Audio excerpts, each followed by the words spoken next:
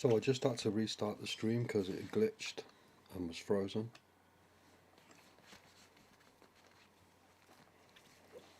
So right at the start of the GG Masters tournament here, I got aces second hand, had a brutal run out and had to fold with like 25% of my stack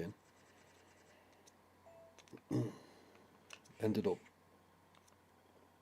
a few brutal hands cost me half my stack. Managed to get like back up to, we start with 10k. So I lost like 26% of my stack early, but it was unavoidable. Could have gone broke.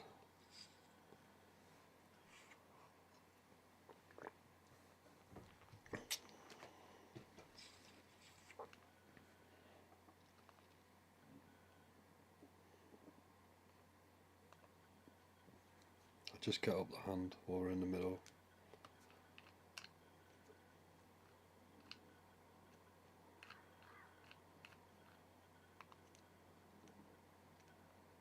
So first hand I raise, well, I get raised pre, so I make the free bet, get two callers, the flop's Jack Jack 7, which isn't ideal for aces. I mean, it's not a terrible flop at the same time, they should never have a jack there. But there was a lot of flush draws, and the queen of diamonds on the turn. They should never have pocket queens too, that should free bet pre, so. The only hand I'm really beating is ace queen, there's so many more flush draws than ace queen. King queen as well, I don't think it was king queen though. If they made a bluff, it was a good bluff, but I'm not calling my tournament life just second hand into the tournament with just one pair on a paired board.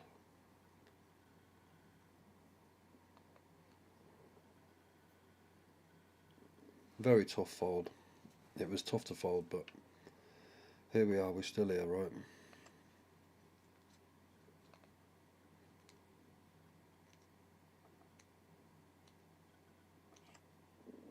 Like I say, if they made a bluff there, it was a brilliant bluff.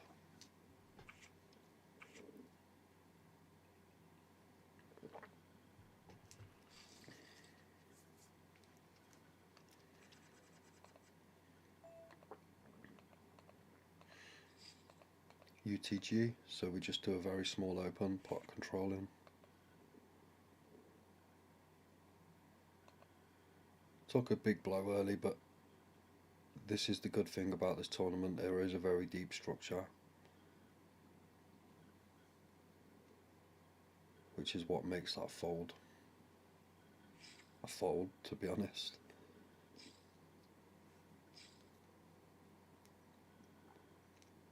They didn't need to put their tournament life on the line there with a queen. The more I think about it, there's a lot more bluffs that I beat, but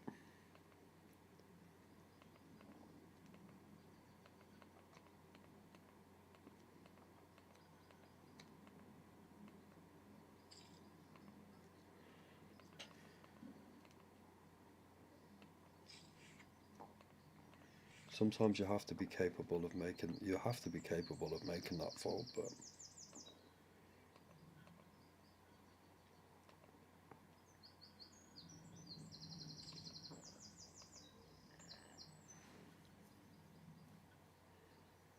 it's early, this is going to be a long grind.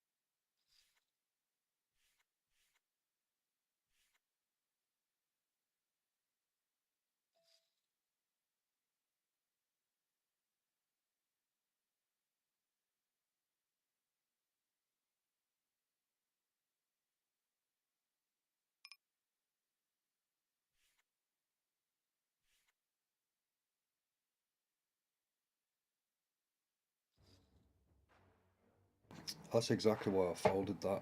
You need to be aware of the people to act behind you. If I would have called that, I would have then had to fold to the second bet, so it would have been just a complete waste of big blinds. But good job I was alert there, because really, it's not really a foldable hand, is it? Wow, that's just brutal. The ace is running so bad today. I have to fold them and then they just get called by 8-9 there. Runner, runner, turn river.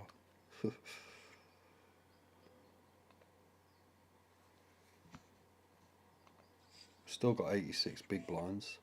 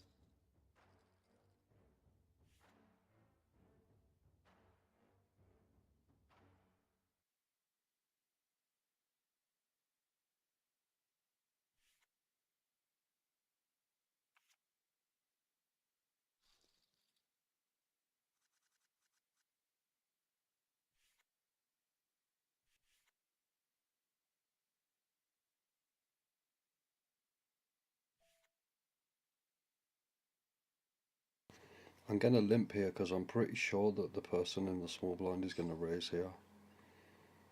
And then we get to just ship it pre-flop, where they're going to call very loose and wide. But we don't even get the raise, so it was even better just to play it like this anyway, because we were getting no action at all. Now we've got top pair with a nut flush. Against this, we've just got to check it and just hope that they kind of like catch up a little bit, but not too much. But literally trying to milk a rock here. Now we make the nut flush. It's bet just under pot. Wow, we got a call. Wow, just let him catch up and make a pair of sixes on the river, just so we can call our king high flush. Unbelievable. Get that absolute maximum there.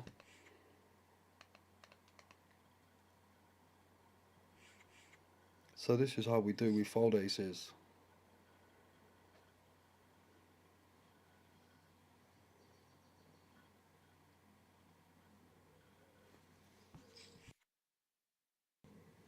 Gonna have a little look at the tournament lobby. So I actually sold out my first stake. This is the first time I opted in to be staked. Now I didn't do it for the stake, I done it just for the challenge. Left a little resume and some statistics, and actually sold out 100% of my first stake. B still brought 10%, and then Jaden Lin come in and brought 65%. Now this is my first time doing this. God knows how it works, assuming that if I win, it just automatically sends money to their accounts.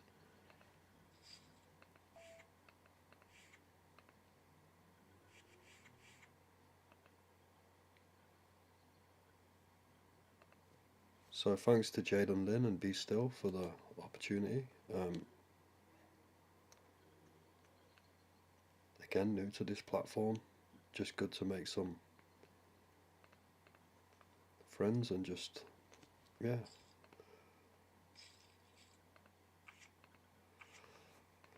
Like I want to go deep, obviously, but having the stake actually makes me play just a little bit more conservative, maybe, or I just like that added little pressure.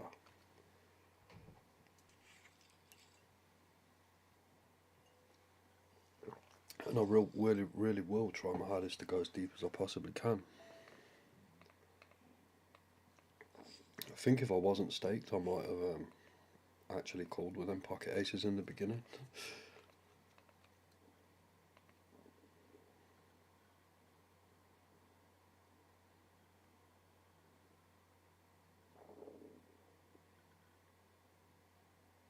It was a very tough spot. Now I'm like, if you I restarted the stream because it was very glitchy at the start. But if you're interested in seeing it, the hand did show. Now we flop top two. Again, the flush draw out there. Does the button bet here if I check to him? I think they do. But I'm not going to play too sneaky at the start.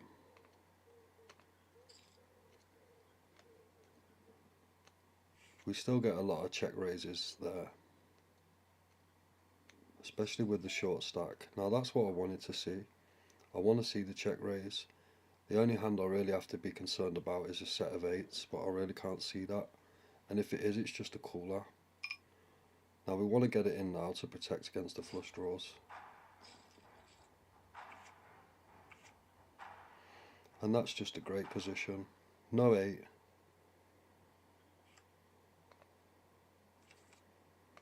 Nice.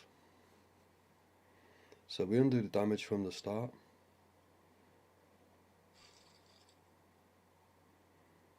Handles it like a boss, well played, sir. And then eggs us. Hits us with the nice hand and then a fried egg. Don't even think it's fried.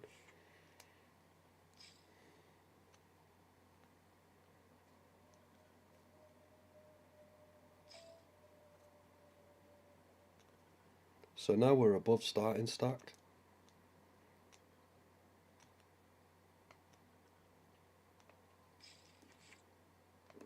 I'm always calling there. Just taking my time to go over the stack sizes in the different scenarios that can happen after I call, and just knowing what to do in each when they happen.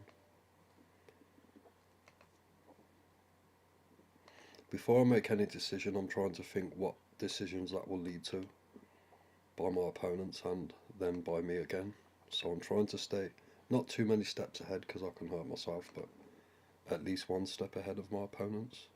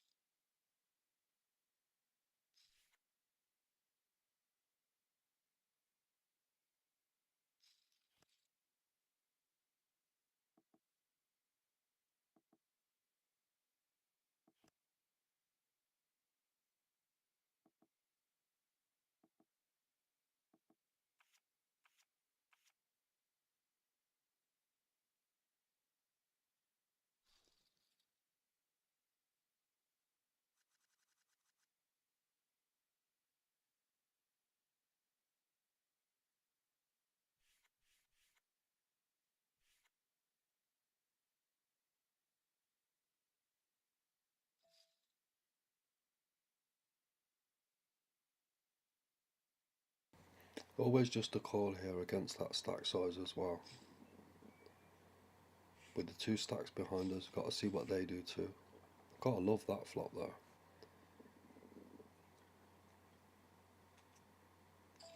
Now there's not much merit in raising here though, because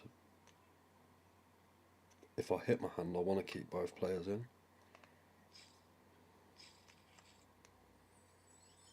Sweet. Now I think I just call here again to entice clarity in.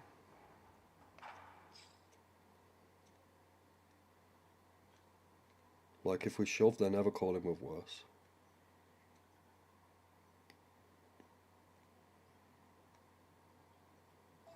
Yeah, that's exactly what we wanted. Nice. No diamond, man. No diamond, baby. Come on. Sweet. So we get that extra, we get that stack there.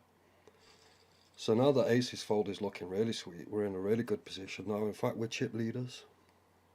That's what I'm talking about. We fold the aces, survive. Now we're in a dominant position early.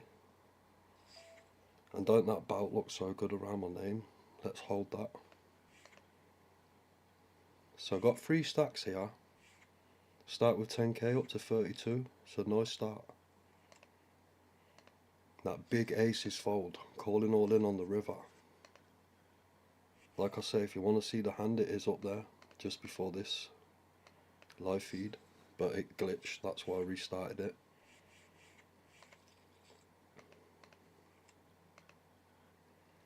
But we got through the glitch.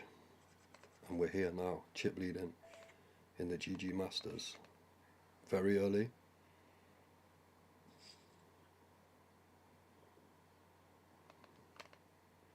Now let's just stick to the program.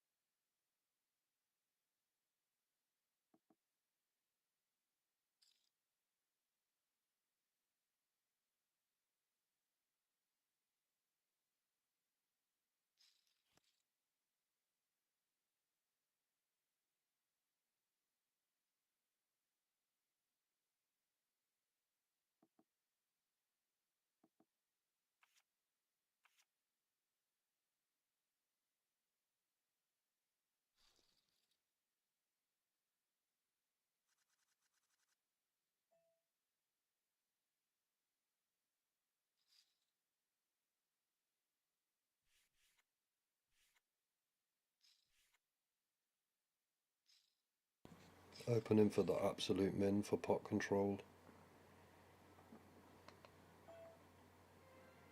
2.1 to win 9.4.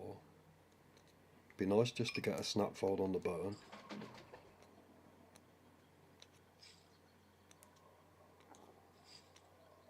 Yeah, we find out a lot of information there for just 2.1 big blinds. A lot of the time that just gets through. There shouldn't be many jacks in hands here.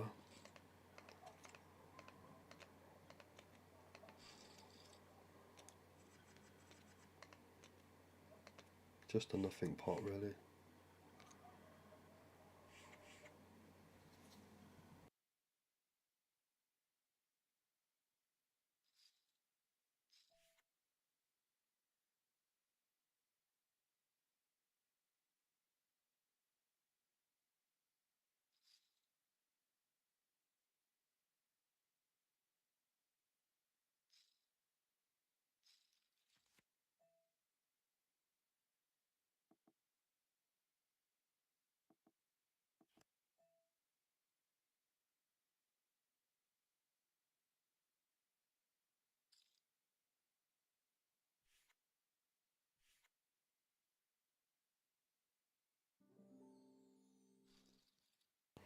Yeah, 9 would have bet on the flop in position there, so would a queen. After the check, it's a standard bet. Happy just to take that down. But I'm not going to explain every hand while I'm in it. I'm just going to get on with it. Talk about my thought process after maybe. Just want to keep my concentration level as high as possible right now.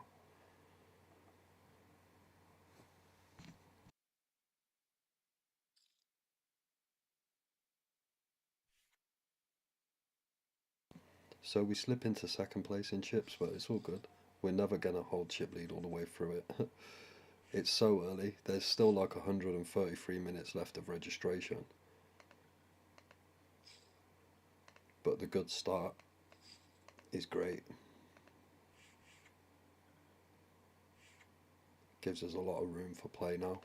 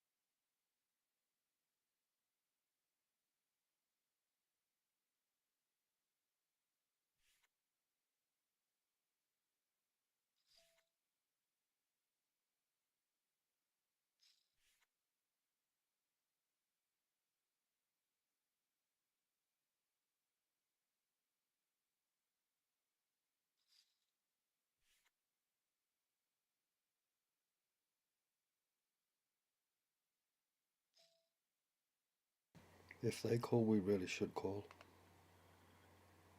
So deep stacked. On the right flop. This player seems very loose and just going to shove on a lot of flops.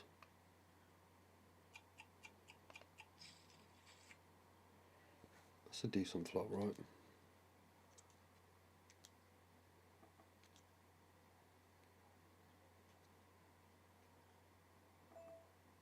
Now I think we just check here. Because we want to hit our hand big time again.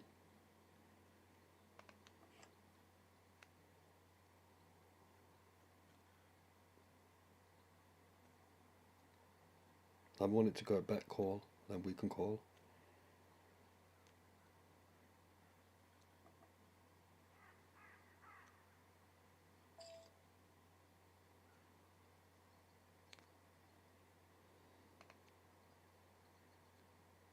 Implied odds are nice. We're getting a good price. Any club, any six, any jack.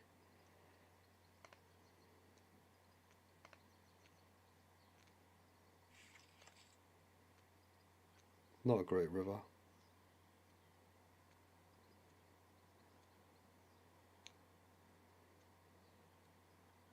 We have to do some bluffing here to checks. And to small bets too. Especially bets of that size.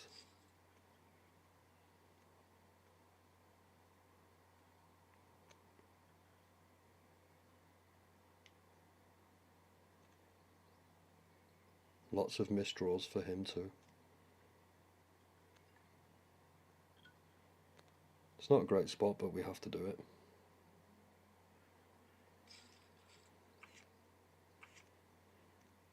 Tough call for them to make there. We've got to put the pressure on that hand. Again, there's just so many draws that miss there. And for them to also make the call. But that's just a brutal run out, right? Up and down, straight flush draw. Wow, how do we break that?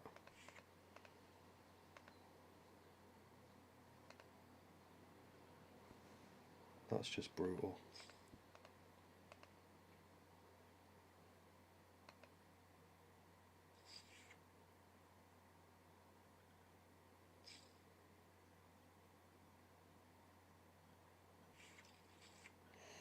Now I could have raised the turn, could have raised a flop as well also, but the implied odds of hitting my hand there are just massive to win another huge pot early. It's all good, we're still above starting stack.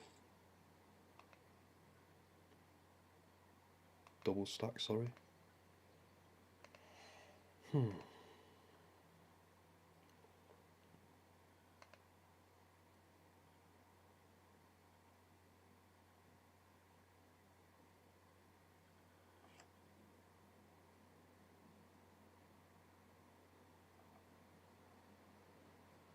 Would have happily got it all in on that flop all day long.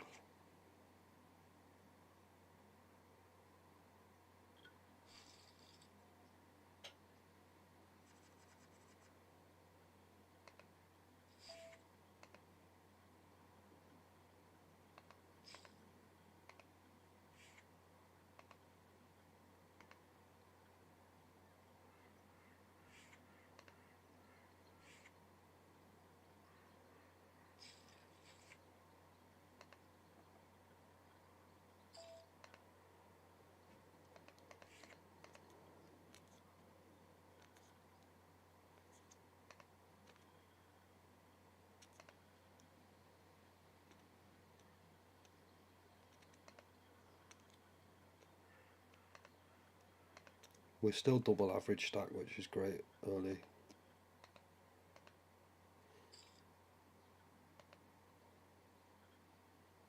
Still in a very strong position actually, 16th early. There's going to be like 1,500 players minimum.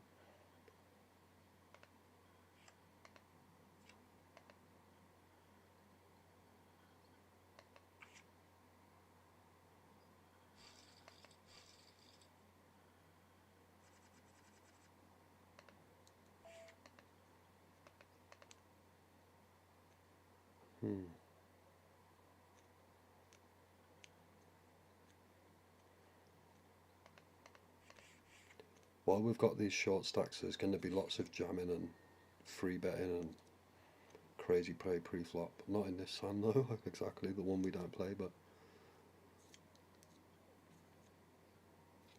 that was a borderline decision.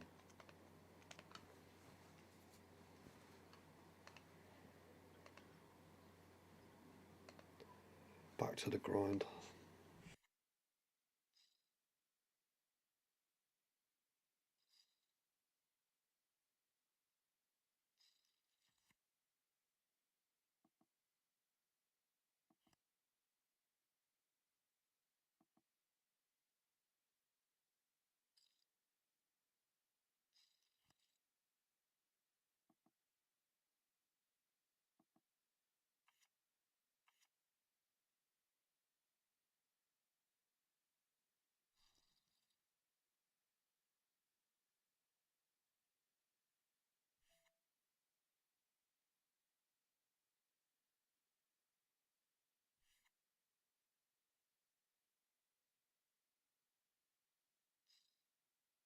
So we just got a table move and everyone's got less than starting stack. Oh no, everyone's got exactly starting stack, but the blinds have gone up a level, so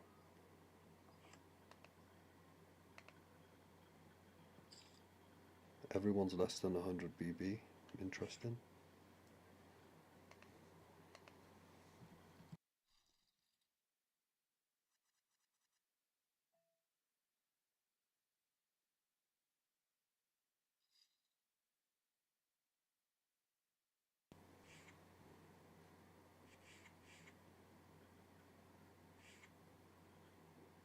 If you're ever going to play these hands, this is the time early in the tournament. Especially out of position when the blinds are small relative to your stack.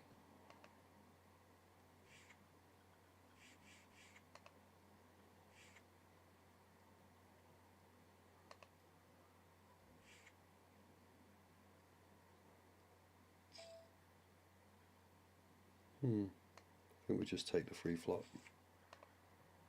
They never have an ace there. They always raise an ace. It's only 3 big blinds, but we'll take them.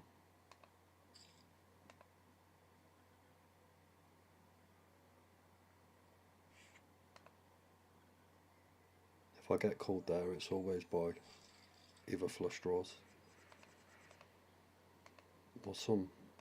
Like I say, it should never be an ace. They should raise an ace on the burn there.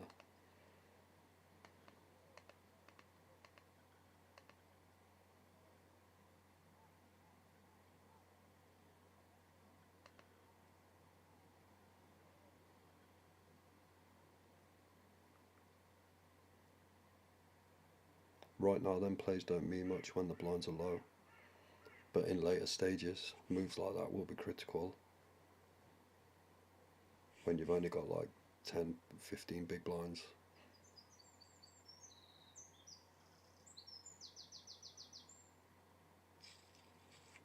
Even monster stacks late in these tournaments can have like 20, 30 big blinds at the most. Obviously, big stacks will have hundreds, 100 big blinds maybe. You won't find many stacks over the 100 BB mark in the late stages of the tournament.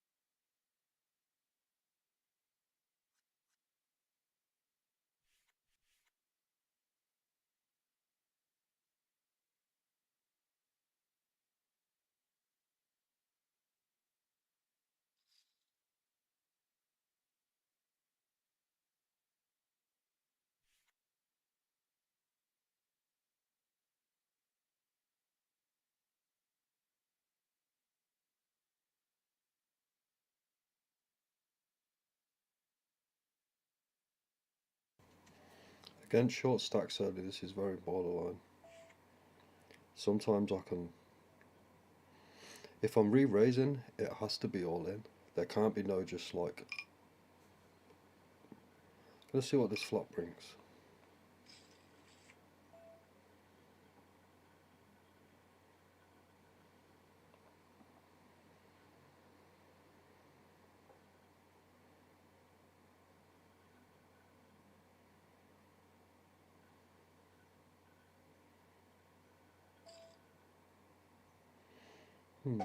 Interesting.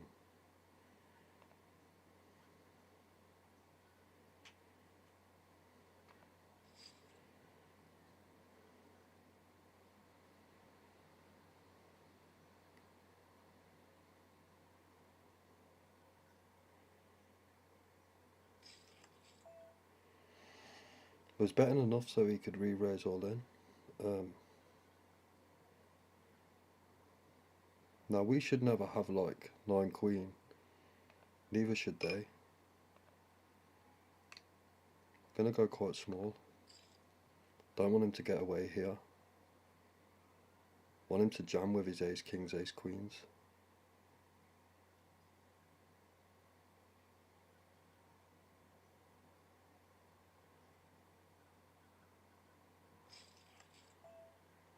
Now it's actually a nice river.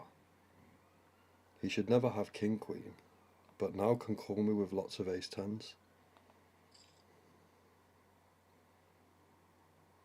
It's never king queen. It's ace queen and ace king and ace ten a lot. I think, well, I'll take it.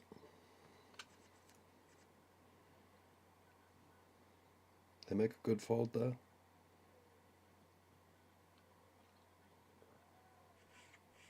If I check, they're always just checking behind.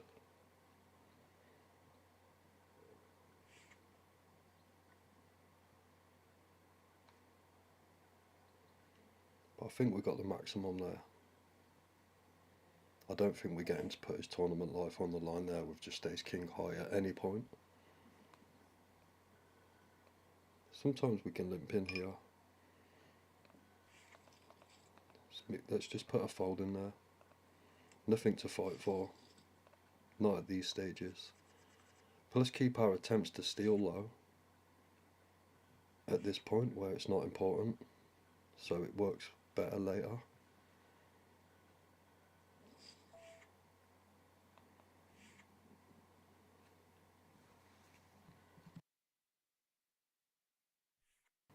So we've got 3 starting stacks quite early in the tournament. Still another 100 minutes of registration to go, so gonna get much deeper, but that keeps the average just ticking over. The average never gets up to more than, you know, it don't excel at a big rate early in the tournament.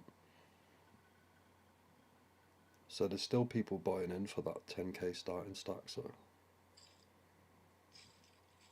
these early stages are really about chip accumulation and survival.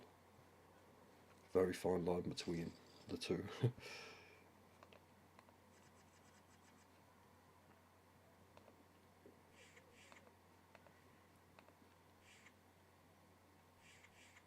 But the aces second hand folding to an all in on the river is looking like a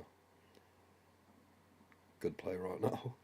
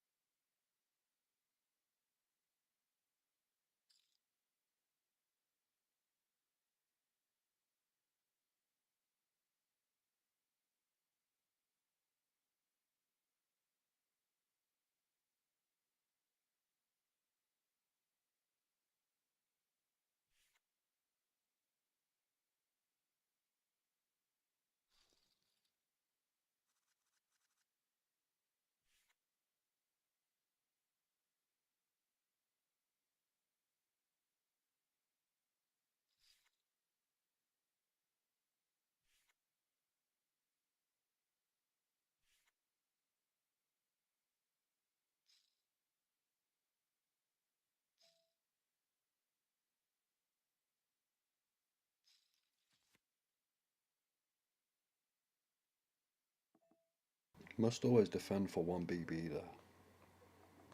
It's literally one big blind.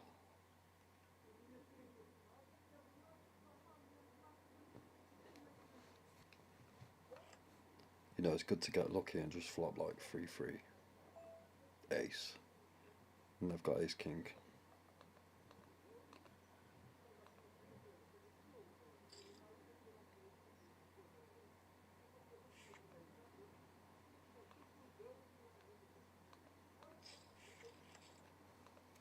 It's nice to dream, right? But that's how these tournaments are won.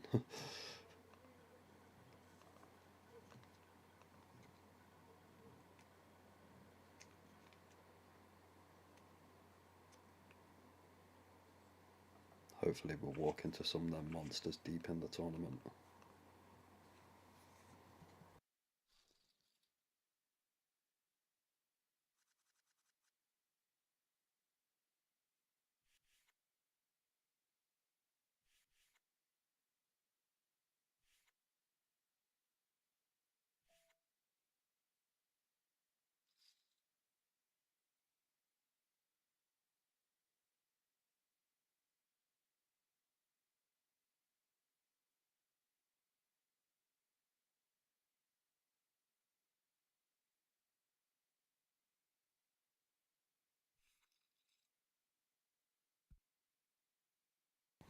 They were and ahhing whether we would nick their big blind then, and the blind on blind situations are the most complex situations of all, obviously, because the holdings could be any two. Our range is a little bit wider and a little bit stronger, but that's why I showed the ace there, just to let them know, and it keeps up the appearance. So, because we pretty much would have to raise with almost any two there when it gets folded round to us. And again, I think they always rebet. They always, yeah.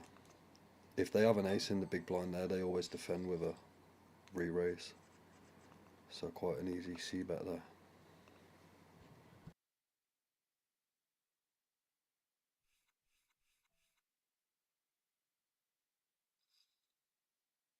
Now this is my third open in a row.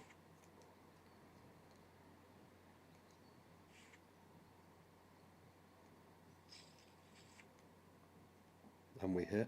And like I say, they always free bet with an ace there. Or should. So we've got to like our hand.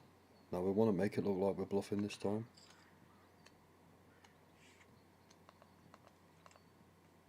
I can't really check there and slow play much because they've got such a wide range that a lot of turn cards are bad there. It's never a bad thing just to take it down.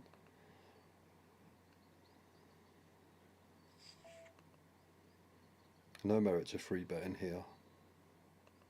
Absolutely no merit to folding.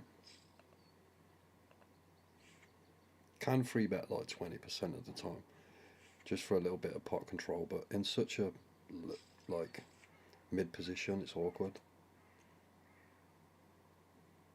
It's a good flop. Against these stack sizes,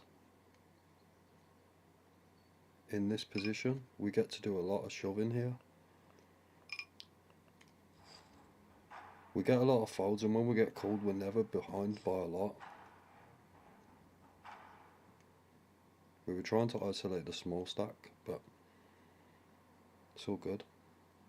We've got so many outs here, even the backdoor spades go in. Any 9, any 4, even an ace might be good, but I really think they've called with sets here. But we've got to get lucky, baby. This hand really plays itself, to be honest.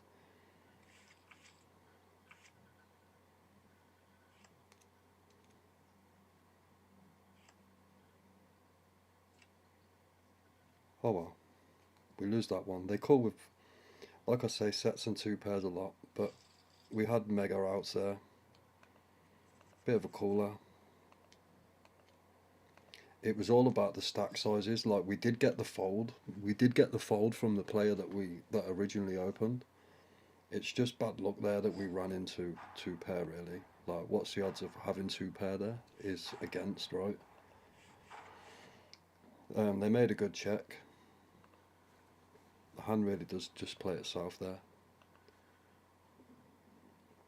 Versus their sizing open and their stack size, it's just a shove all day long. Like I say, I didn't really want to get called by that stack, but this is why it's good to have that big stack to start. Now we've still got 2 starting stacks, so we're above average still.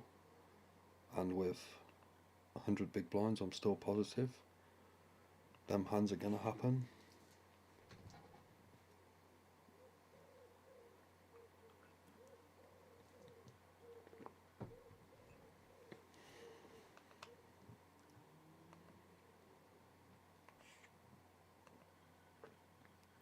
If I just call his raise as well, he had just called to check raise, so he was definitely going to put that second raise in, and then we really can't fold anyway. So even now, looking back at the hand, other ways I could have played it, it still always ends up in the same result. We can't fold on that flop.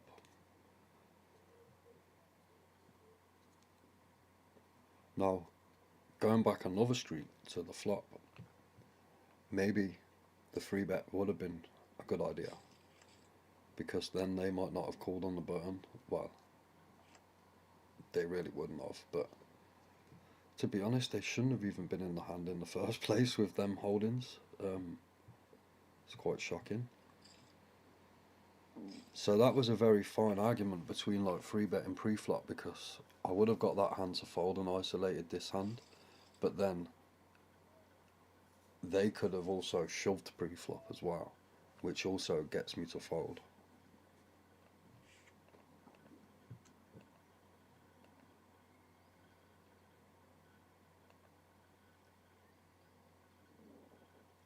Like it might have worked to get them to fold, but then they could 4-bet all in.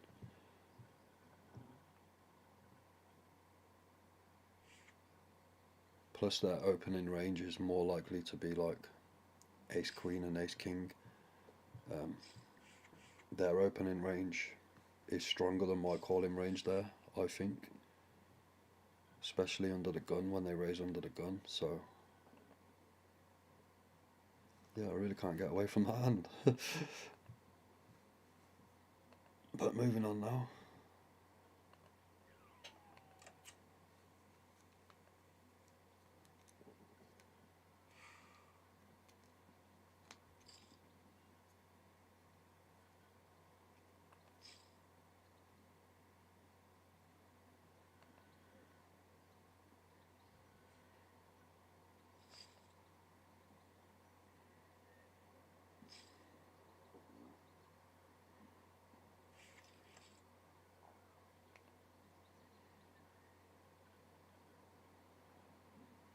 But you know, running good in them spots is a crucial part of winning tournaments.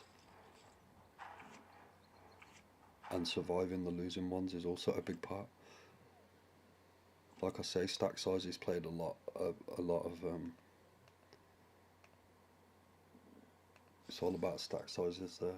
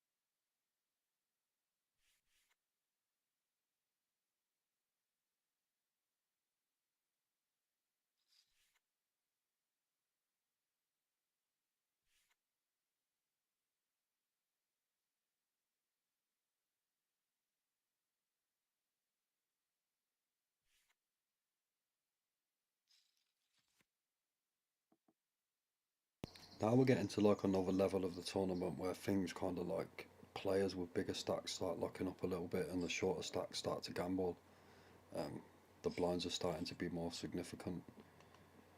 The average stack is dwindling, and yeah, the blinds to average stack is like getting smaller.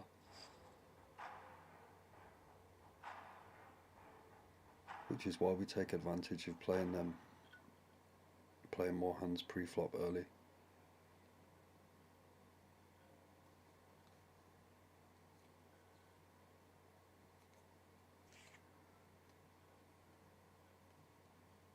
Still another 87 minutes of late reg.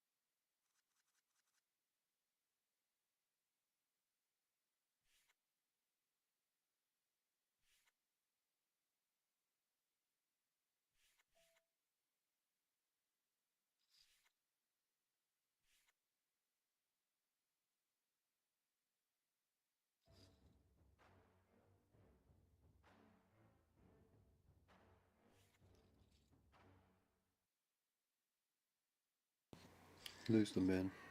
Have to open with that. This is why we raise so small.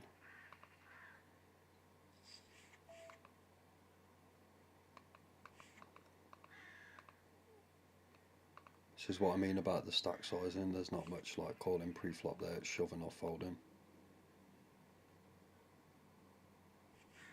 But when we get just calls and flops come like ace, king high, we're going to be stealing a lot.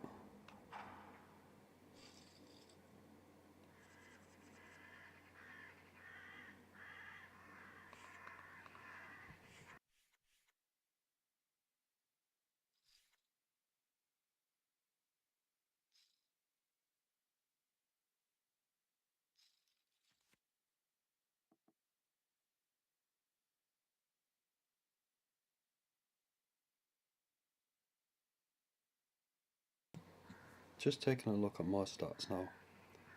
VPIP a little high, but that's what we like. We want to be playing around 33. Later stages that's going to get lower. Pre-flop raise, it's like solid. We don't want it too high.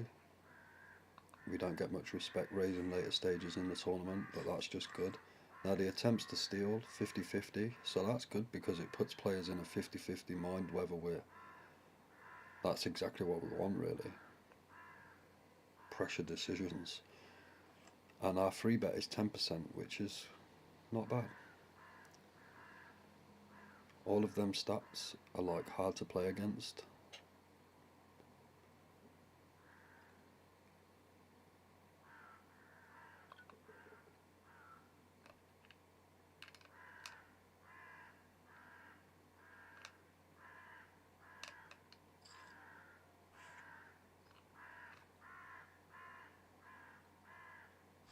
So we're only 68 hands in. Hopefully we get into the hundreds and hundreds. Possibly 1,000. To get 1,000 hands deep would be nice.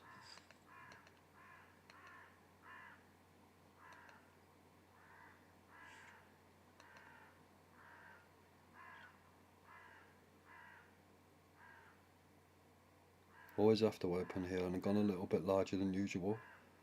So when I get it puts on, we're in such a strong position here as well.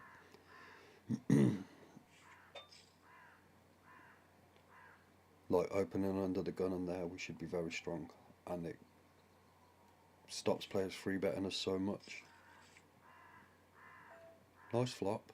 We always have to continue here. Half pot. We'll take it. Like, I'm gonna brick that a lot. I can do some checking there.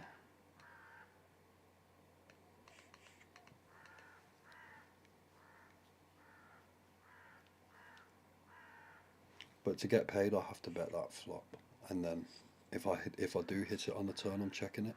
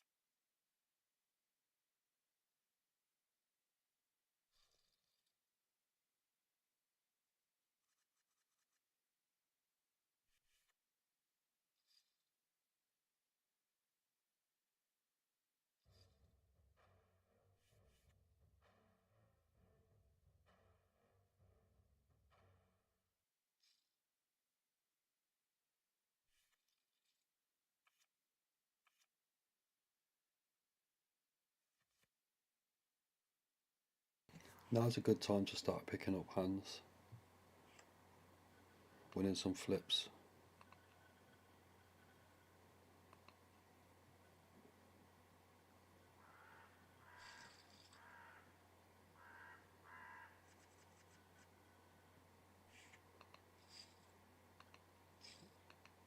Hmm. Hmm. Sometimes I can limp here. The trouble is we get some ship in here. They're quite tight. They're quite tight. Let's have a look at the blind situation. It's only 2 BBs. Sometimes I can call here. I know it's bad holdings, but we're in position and just felt it coming. Even though they've got the low free bet percentage, the stack sizes, all they have to do is wake up with a hand there and they're going to put pressure on. That check is very strong there. Could be ace queen though, but a lot of the time it's like pocket kings.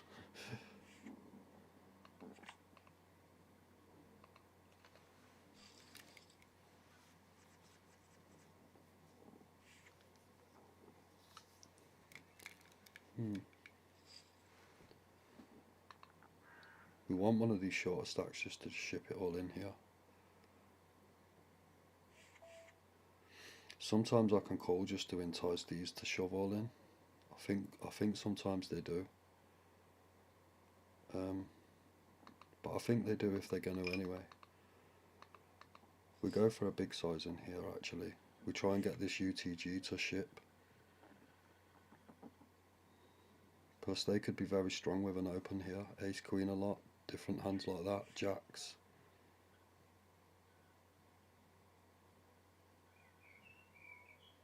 We get some shoves here.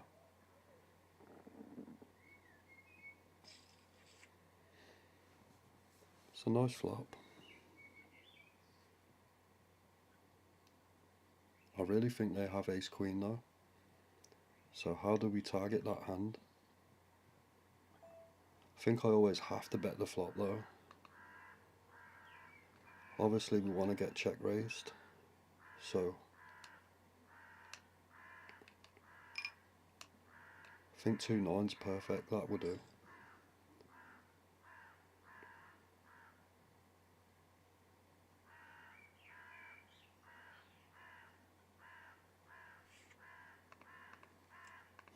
See, I can check there sometimes, but it's like, if I check, I'm letting a lot of like funky hands just get there. And again, it's never a problem taking down a flop, right? Sometimes I can fold here. These shorter stacks are always free betting, which we would have to fold. Their open range is always good. We've literally got to hit a flush or a straight, and just not feeling that one.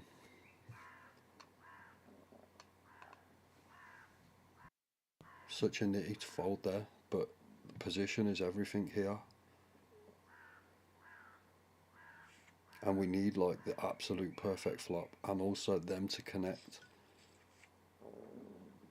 Like, this would be a tough decision now.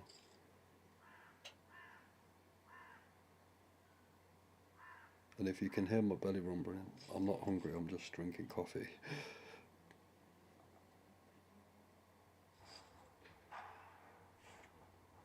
Yeah, we saved chips there, trust me. I wouldn't have been able to call the turn anyway, so.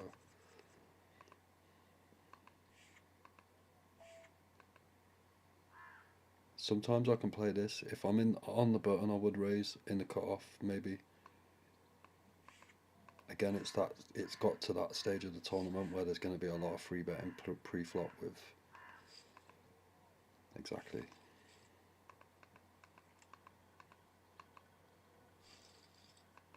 Really not getting involved in hands, especially in these early positions under the gun and +1. We're not opening unless we're prepared to call free bets.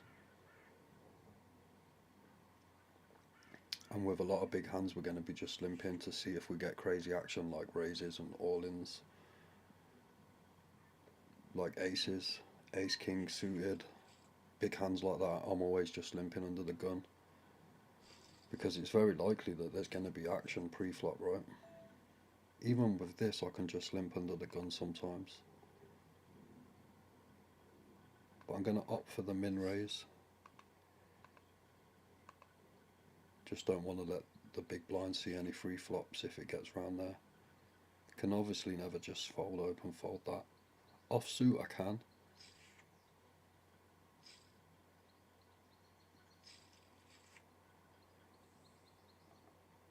I'll take that flop. Because it's never jacks or queens. Obviously the biggest problem here is the club flush draw. So I think we make a bet that can check raises sometimes with weaker. Half pot.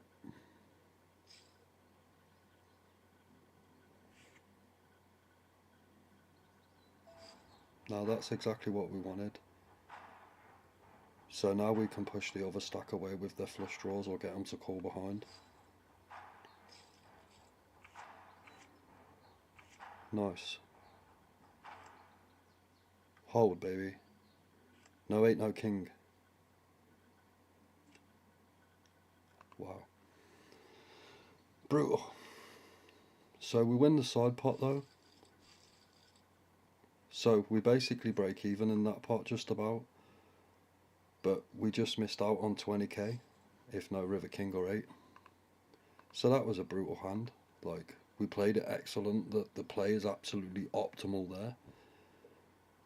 We get it all in versus a straight draw and top pair, which the top pair is absolutely dead. So I played that like just absolutely optimal and get punished for it.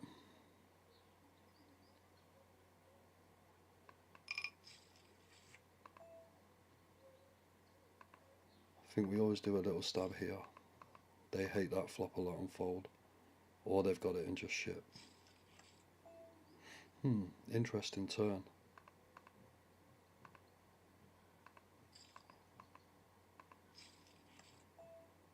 Just didn't want to see a spade there. Pretty sure we got the best hand. Sometimes we haven't actually. There's a lot of... I think it's ace king or ace jack. I can make a small bet actually, which entices some raises or bluffs. We'll take it. So let's just have a look at what happened there with the stack size in.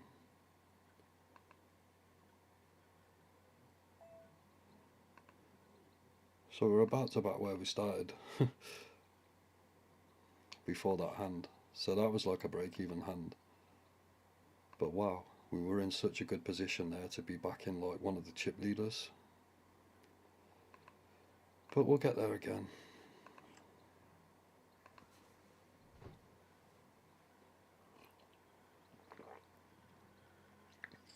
Just knowing no 8, no king on the river, and we're in. We've got 45k.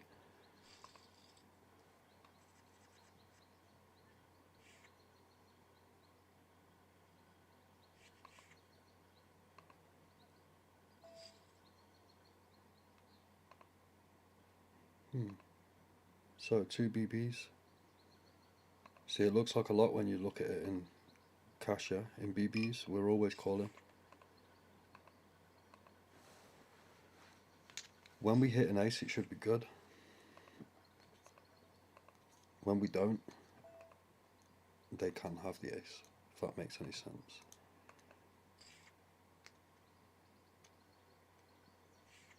That check is very weak with that stack size and the situation. We'll take it.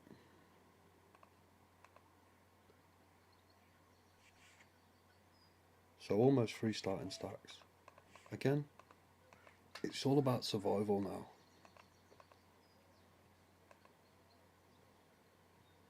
Still people joining for another 72 minutes. You've got a long time to run good. It's hard to run good if you're not in it right.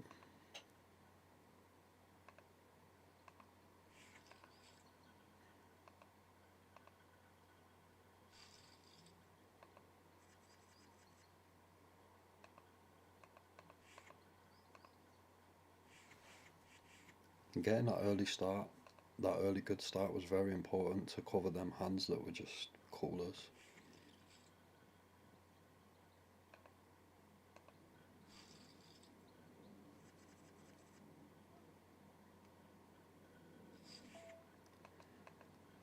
But now the way I see it, we're really due, man. Look at that number, I like it.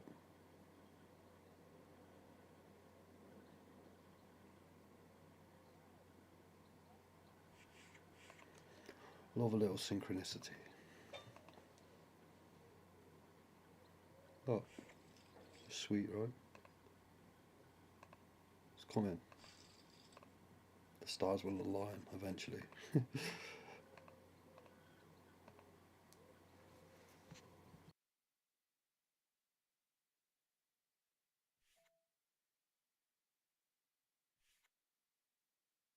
Yeah, very tight fold there.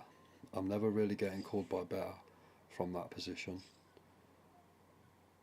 Really not getting called by worse. Getting free bet an awful lot and getting into some really tricky, jammy situations.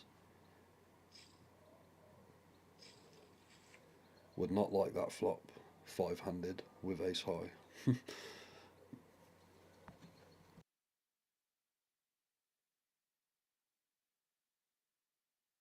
And now it is getting to that stage where the VPIP gets lower a little. Should do naturally, and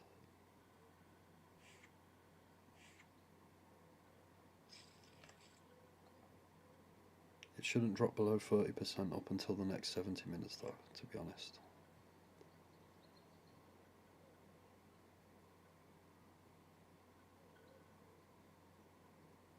We don't mind it staying high if we run good.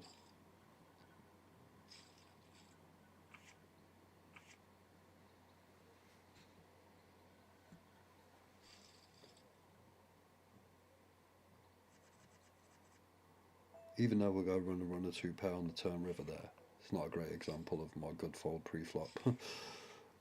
But yeah, we were drawing to literally an ace only, and we wouldn't have known where it was at. We had a jack top pair on the flop. We were so behind every hand.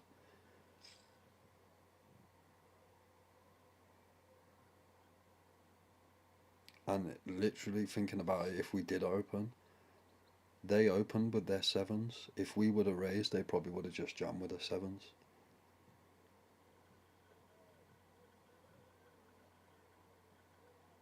They didn't get the opportunity to go all in pre-flop. They just opened, got call.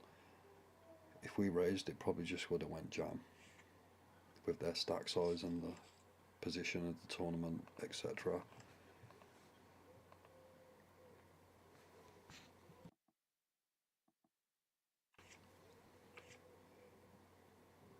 But I'm going to keep my concentration levels high now, get a little bit quiet. I'll talk about key hands after maybe.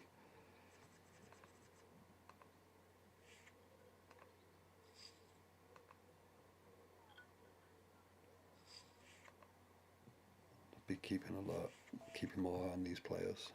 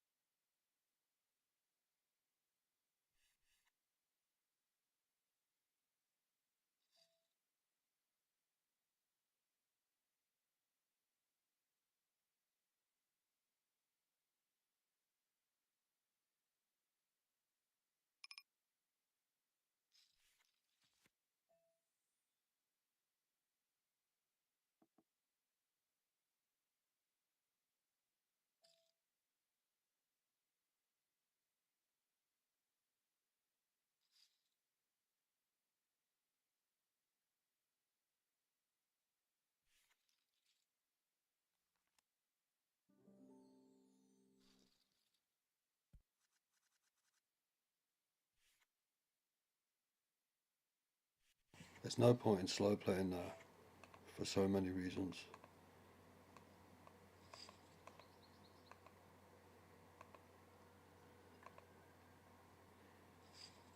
If they have got the ace king or the ace queen, they're calling anyway. Now I always have to open there. They have got a very low free bet percentage, so I'm going to give them respect for that. Let's just take a look and assess the situation in big blinds.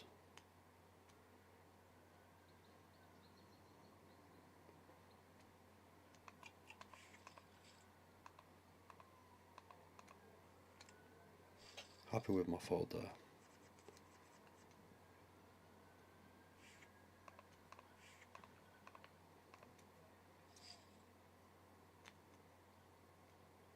But yeah, the hand before, if I just call and then check again, there's a lot of cards I don't like there. Kings, queens, a jack's terrible too.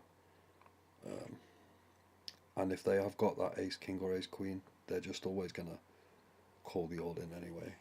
It looks like I'm bluffing. And if I just check, if I just call and check again, they're never going to fire the second barrel with a bluff again. I don't think. There was enough in the pot just to take it down.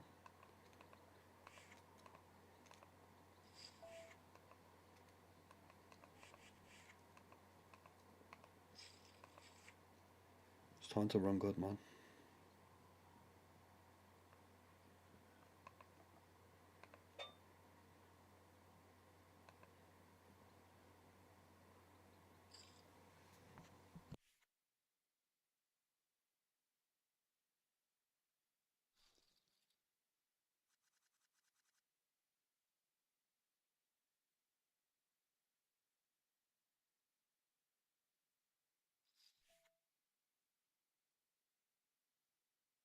A UTG Open is always, well, should always be strong. And again, just awkward time with the stack sizes behind us. There's always a lot of shipping and re-raising, and never calling with worse.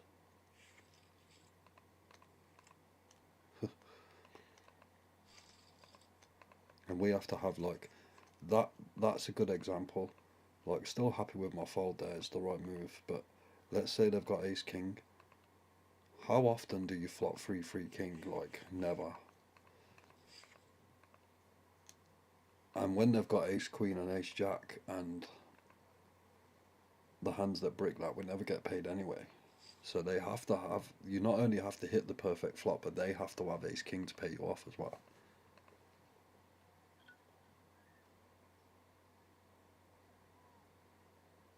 But again, positions everything there. And even if they have got like the queens or jacks or tens or any pair, they're just folding anyway. So like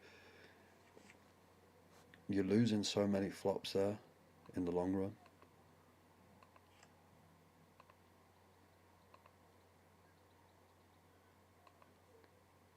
I'm gonna clock in now and get to work.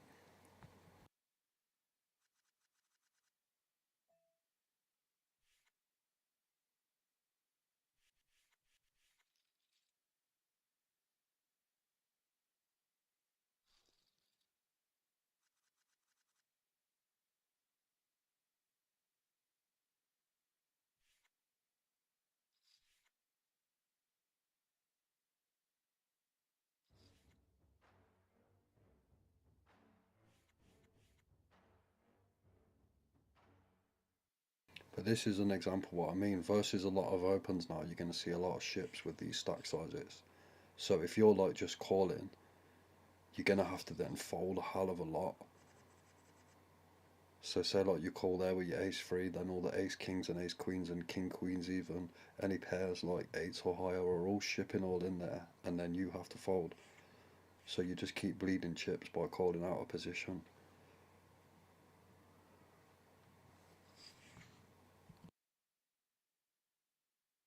Like even here, if we're in the big blind, we can call and do a defend, but we're not closing the action.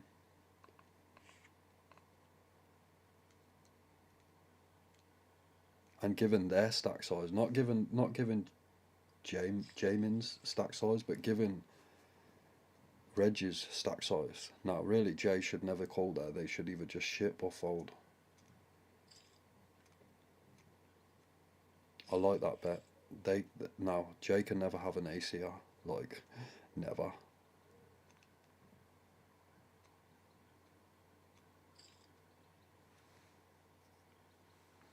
If they do, it's very weak.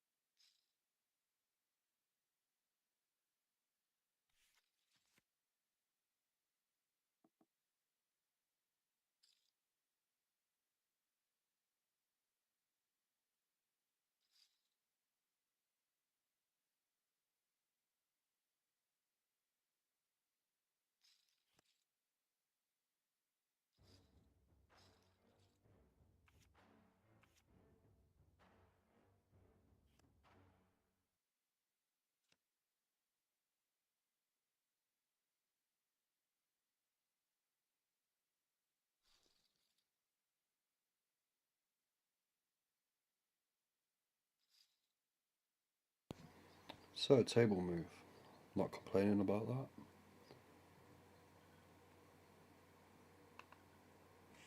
Also a blind increase level, so little assessment here. Lots of short stacks, again. 2 big stacks.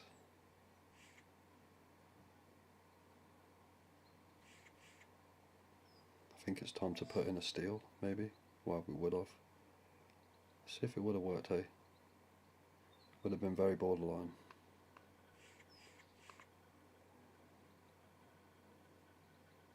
I think it gets through.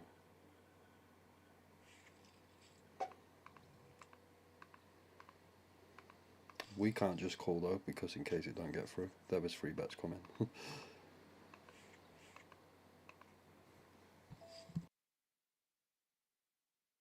Plus we get no information on their range, but noted that they've just opened twice in a row.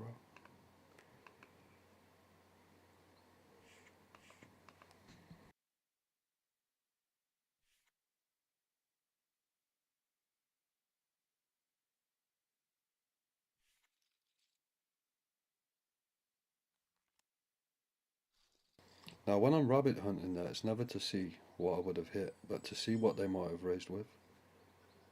Now as we're in quite an early position here, I can do a lot of just calling if I get the chance.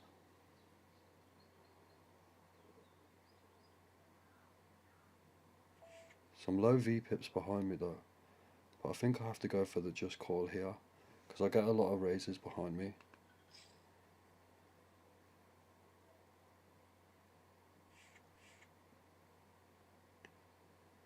Especially to isolate this small blind, who's got a very low stack.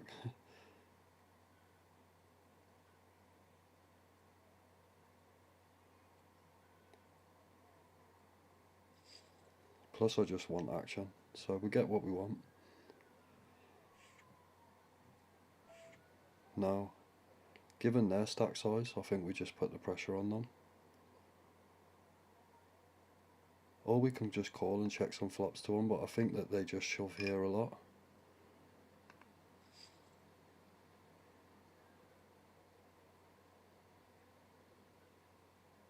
Now we're checking most flops to them to let them hang themselves if they call. But we get what we want. Hold baby, no queen. Sweet. Hold. 95%.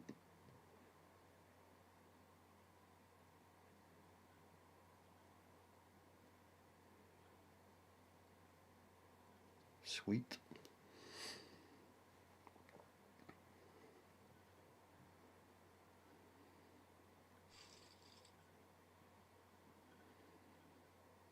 Just in time for break. We jump into 47th position. But we're only a double up away from being a chip leader.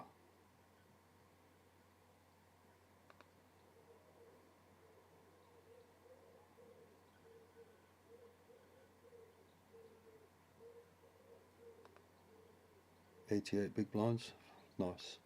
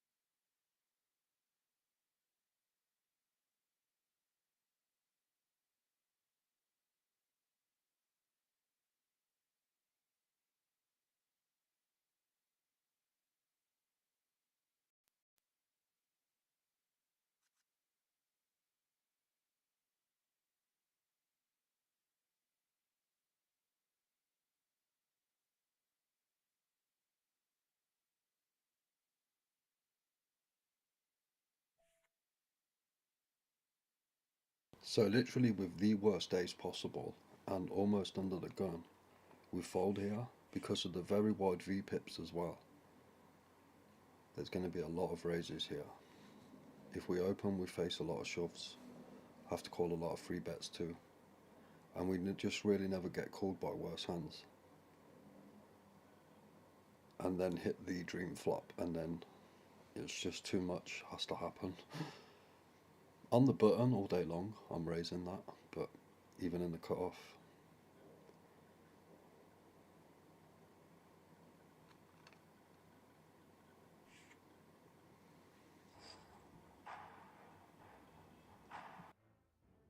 and it's really just to win a nothing pot anyway, right?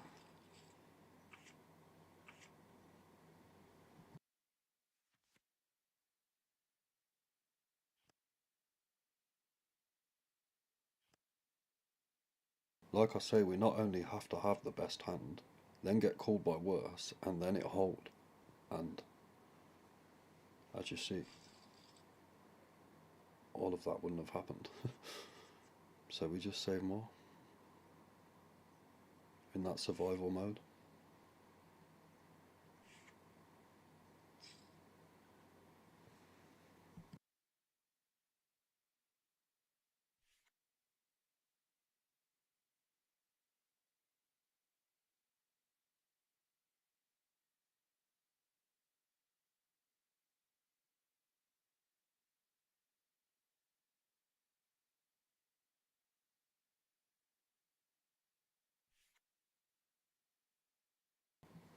We just take our free flop here, and I think we bet 1BB on almost every flop.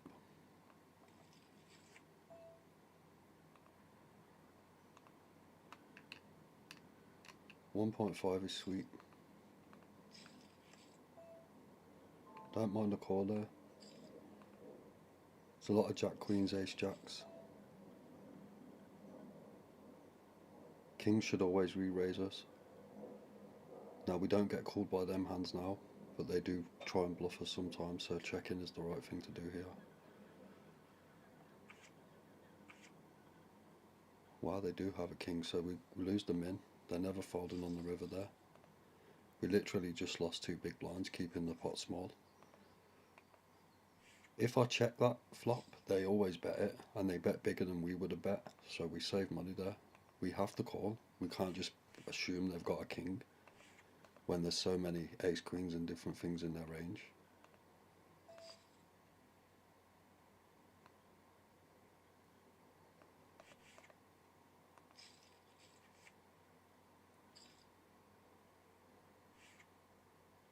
Cool number. Hopefully it gets cooler.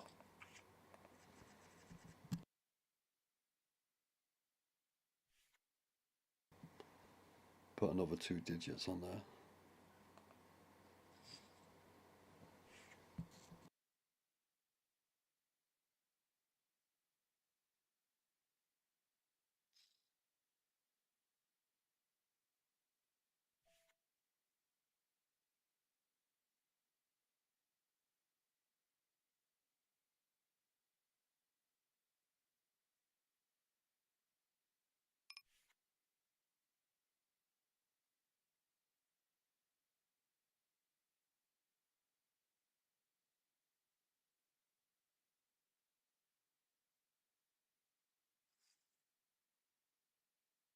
Yeah, very borderline. Sometimes I can limp in there, but I just felt that there might be a free bet coming by one of these two. This one hasn't got a high V-pip, but has got a high free bet.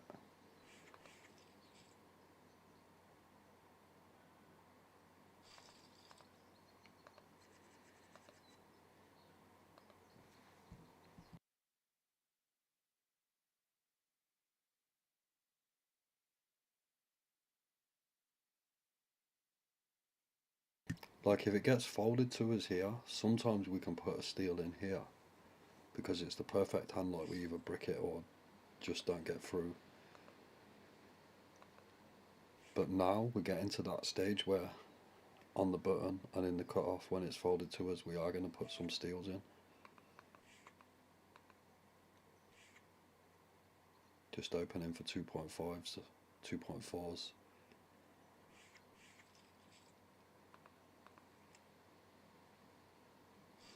But with these VPIPs behind us, we're going to get a lot of calls. So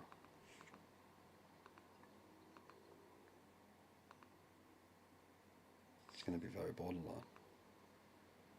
Could get a table move at any point, of course.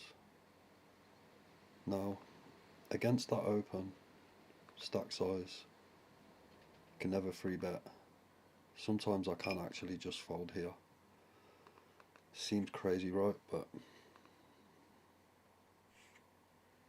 that is such a strong open with a small stack there. I can mix it up, some calls and some folds, but never a raise. Again, I'm just felt like I was getting free bet behind me.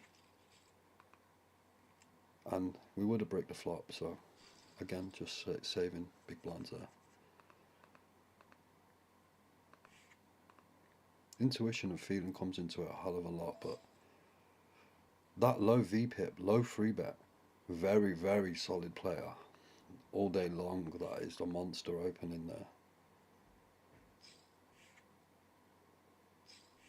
They've literally played 15% for 100 hands and only free bet 2% of that time, so attempts to steal low as well, and pre-flop raises only 6%, so wow, that was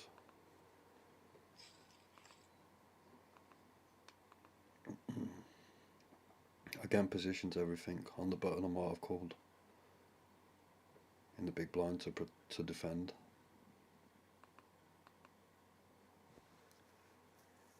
But enough explaining. I'm gonna just lock in now and get back to work. Playing well, reading situations well.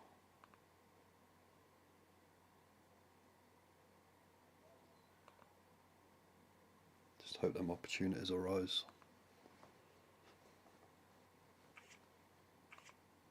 Still another 40 minutes of reg, so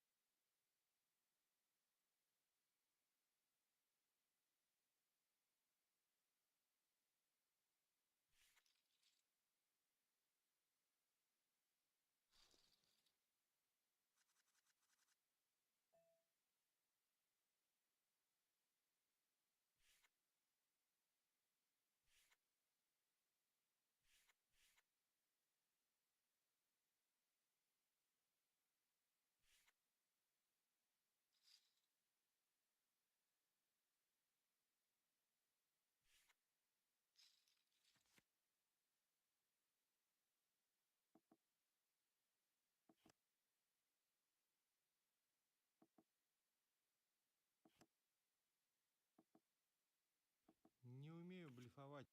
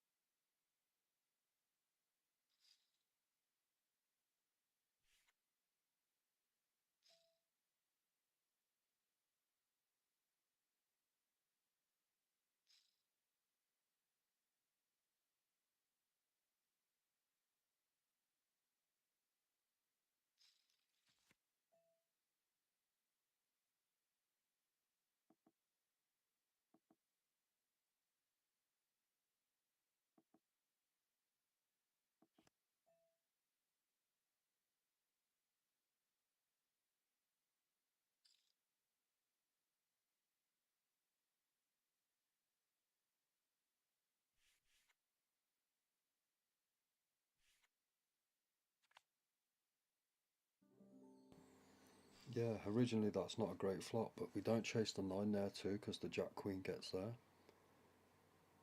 But on that turn, anyone would have bet an 8, and 8's well in our range. So take it down with a nice little bet there. Like I say, got to throw some steals in, but this time I'm going to fold, and just they will be aware of that. So that's our first chance we've had an attempt to steal and we haven't took it. Now, it's a good place not to take it as well with that flop. However, you pretty much know they haven't got an ace here, so it probably would have worked. But it's good to get the... I'm actually trying to build a bit of an image there. My attempts to steal is 50%, so...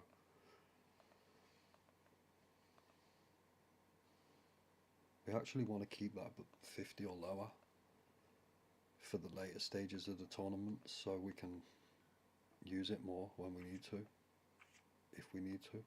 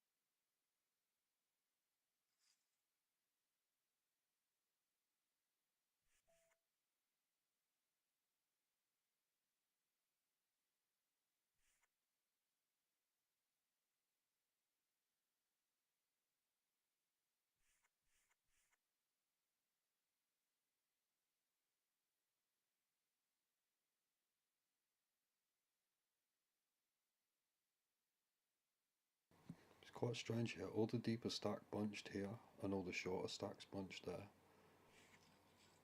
I don't know if you can see my mouse, but yeah.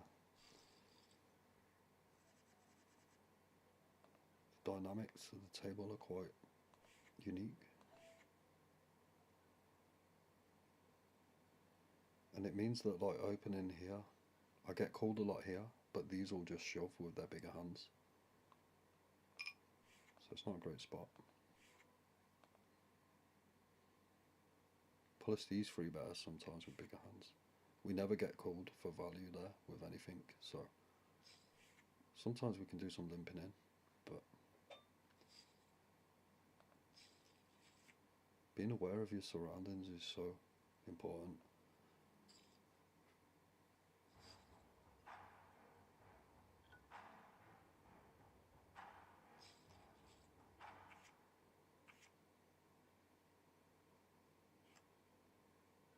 But from my perspective, I need to be aware of these big stacks behind me when I'm targeting these, isolating and trying to do different plays. But it's going to work out advantage in some positions and not so much in others.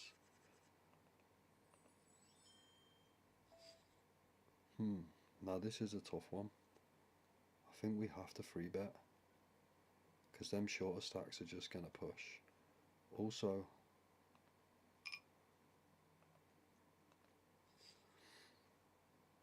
this could be a very strong open and they could just ship it all in anyway.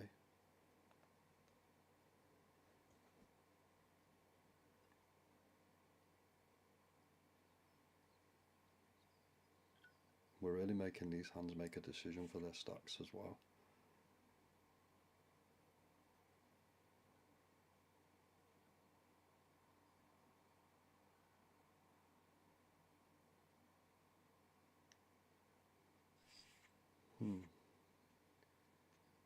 Now we're always got a jam here, I guess. Always got a jam here. If we run into aces, it's just an absolute caller, not much we can do. It's going to be jacks and queens a lot. Ace queen.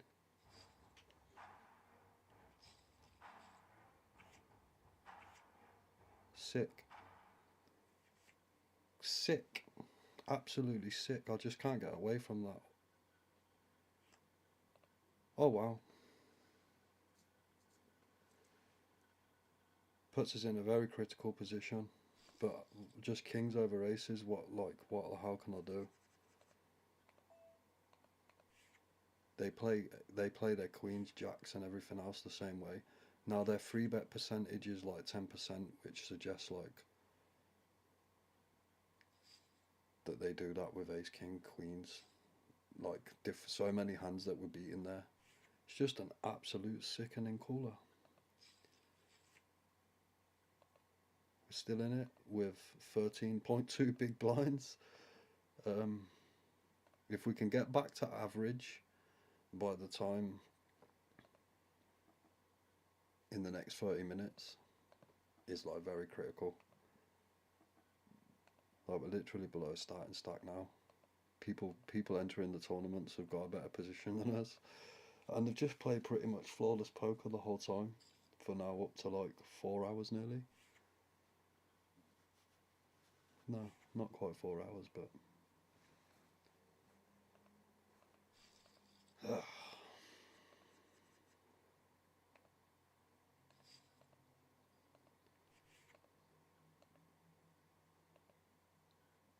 I mean I can just call sometimes the free bet, the four bet even.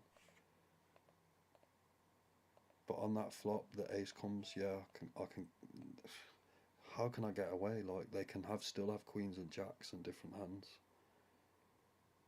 I have to push because in case they've got ace queen to stop the ace coming on the flop.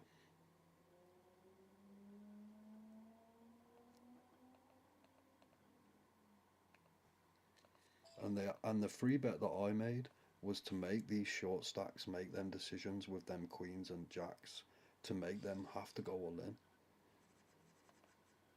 The hand just absolutely plays itself.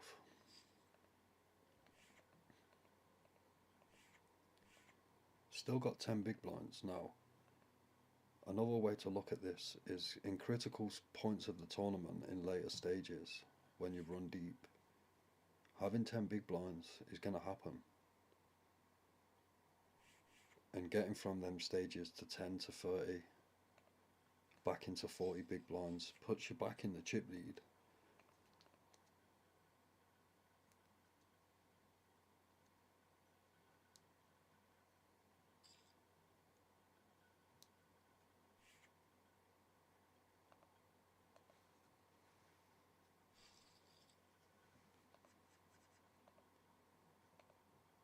So here we go. 10 big blinds can never ever fold here at any point. Now, sometimes we can even slow play this because, but let's just put our money in good, hey. Sometimes I can just call there though, hoping that one of these ship, but there's too many flops we don't like. Let's put our money in good, plus we're being staked. Wow. No, we get it in good. 88.38.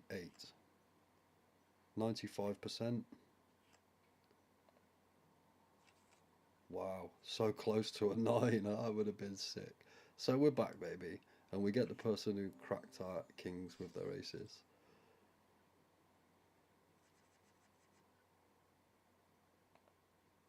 $24.3. Massive.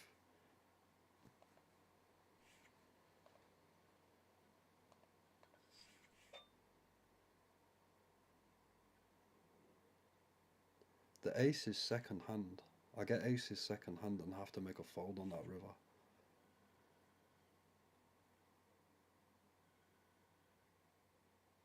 Then the kings. Brutal. Some brutal runouts. We've lost a lot of flips actually. Where we've been big favourites. The up and down straight flush draw. It's a good job we got the maximum in all the key situations.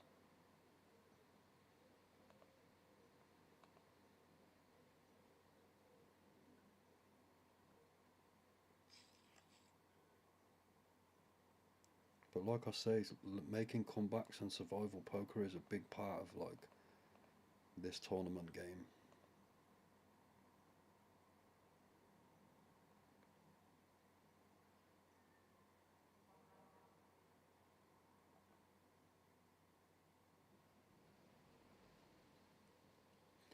And I was talking about a theory the other day um, about winning these tournaments. You're always going to get them callers aces against kings and vice versa. Now, it's winning them flips that is key. Like if I hit a king there, I'm back in the chip lead and in a monstrous position. And that's how tournaments are really won. It's like making mistakes. You can't call that a mistake, but theoretically it is because you're rolling with the worst hand. But you've got to win some flips with the worst hand to win these tournaments. That's how they won. Like, there's going to be players who are at that final table who have got there by running good and not playing good because they won them sick 2 hour beats and stuff.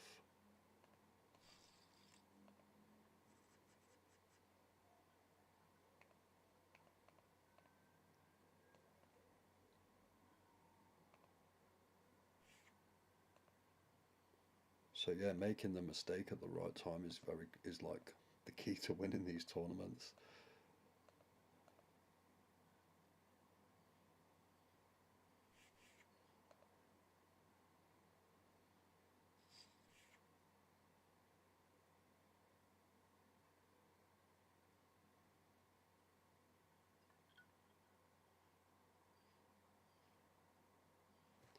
Kind of like getting forced to make that play pre-flop with ace queen to push in for your stack, and then just getting cooled and snap cooled by ace king in the big blind, and then spiking your queen. They're like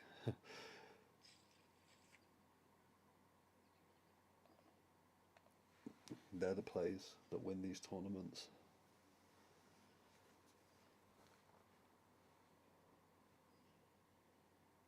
Like, I'm not looking to make mistakes, obviously, but at all costs. But it's just a theory, like a well, it's not even a theory; it's an actual fact.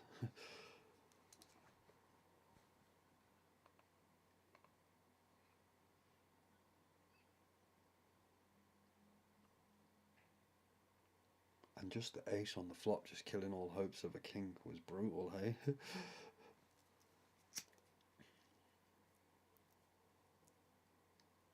Not even a backdoor flush dream.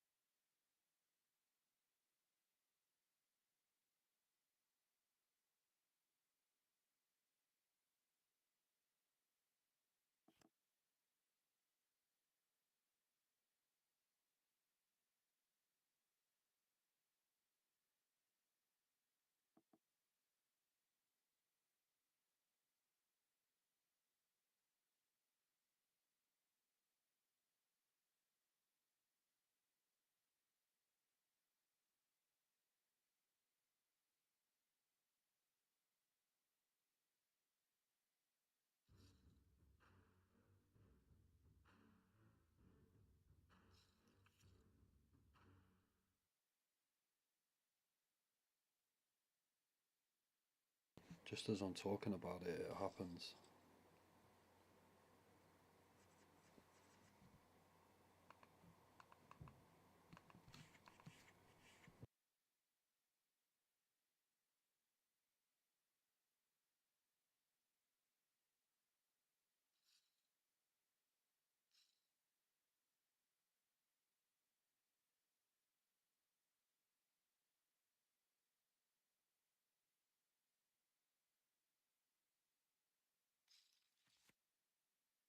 One more double up and we're above average.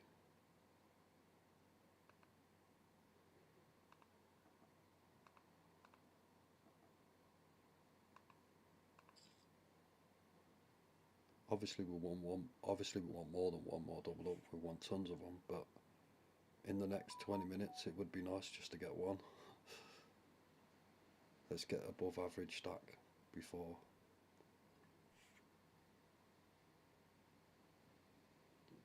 the registration period ends.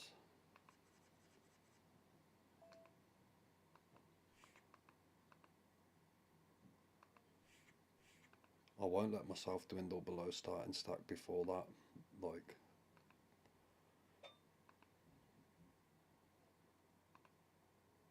just can't let that happen.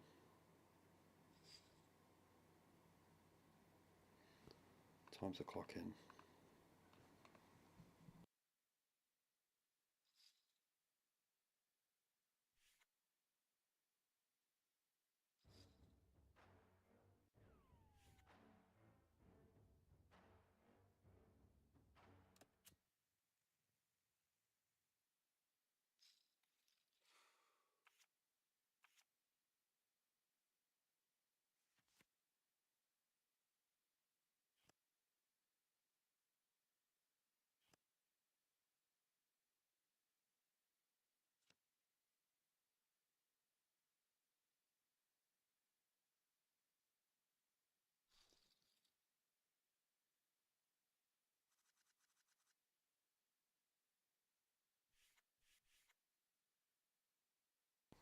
Really, we want everyone to fold here and the small blind just ship it all in.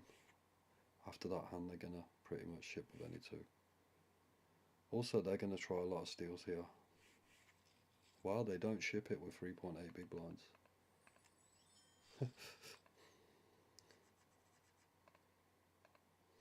Interesting spot.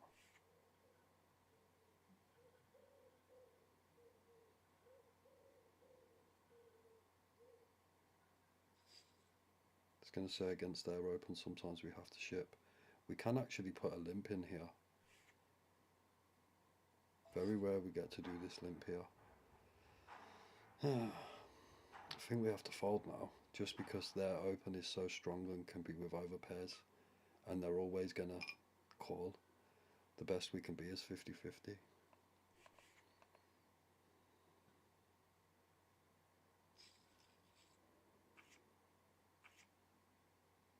Wouldn't have been a great spot.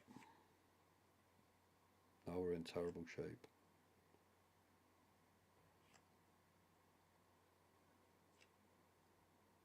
Wow, and it would have held. But here, like, the Queen 9 wouldn't have called us, so we would have just been racing against the Ace King. Yeah, it looks like a good spot after you can see their cards, but we would have been facing 4 over cards in a race and putting our tournament life on the line. We can find a better spot than that.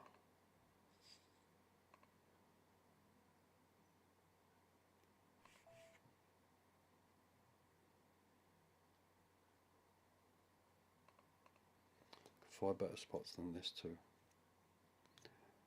This small blind's shipping an awful lot. With their stack size, they're dangerous behind us as well. Again, I think we can find a better spot.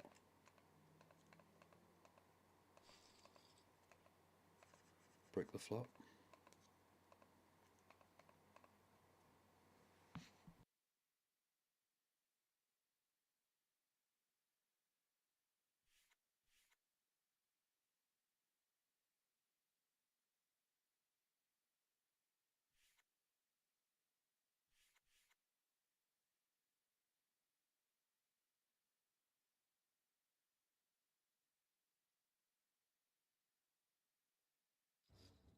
But now is the time to start getting it in like flip situations, given the stack sizes and different things and the level of the tournament.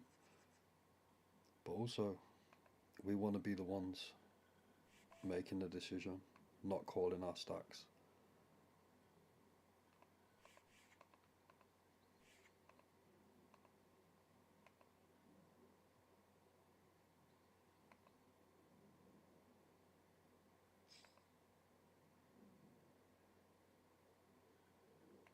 I can feel a table move coming. They've just took someone off.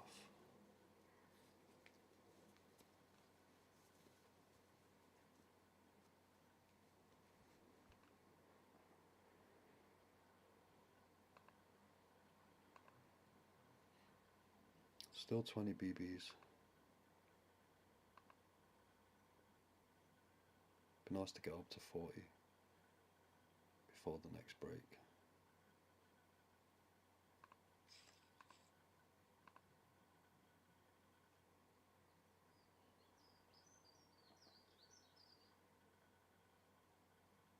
We're literally just like 2 hands away from 100 though. 2 double ups or like quadruple up would be sweet.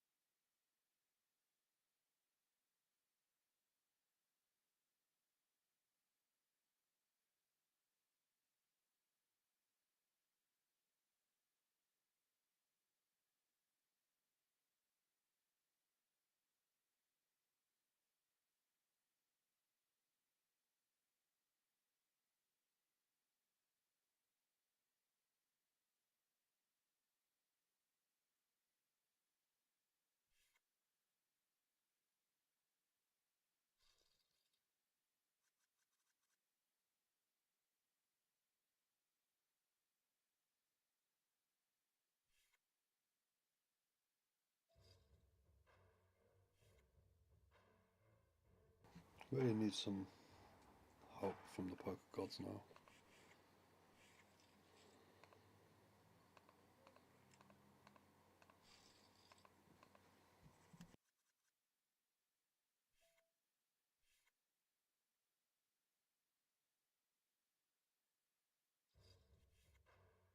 Can literally only fold 2 more rounds at the most.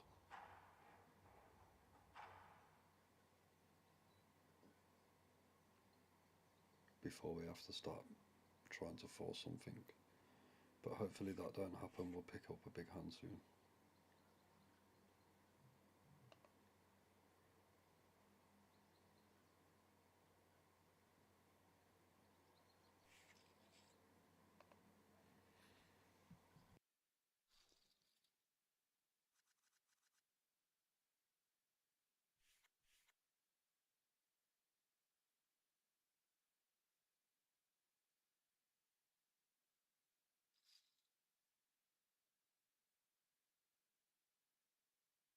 Always defending that to 1 BB.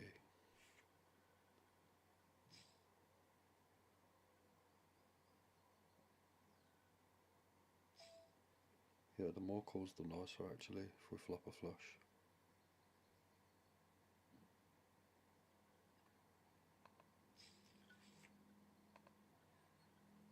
Absolute brick, but there shouldn't be many jacks in there. They're more likely to be here in the button and the small blind. They should never really have a jack here. I can check though. Take my time though. Now they've got the weakest betting range on the button, but still can be 2 overs with flush draws and different hands. So not great for us, we kind of have to fold. We can check raise bluff, but then we get called by flush draws a lot. We could have called like 1.2.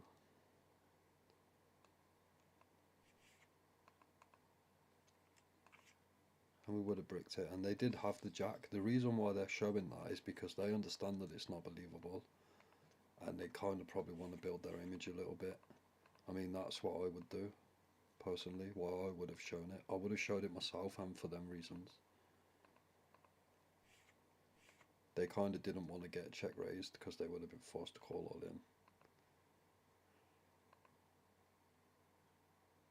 Now, we might be forced to go all in here because they do a lot of steals here.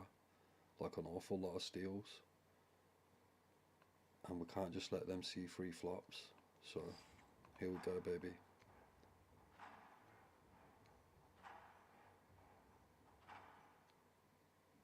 Love that they haven't snap called. There's a lot of king queens in their range now. We'll just take it. We need it.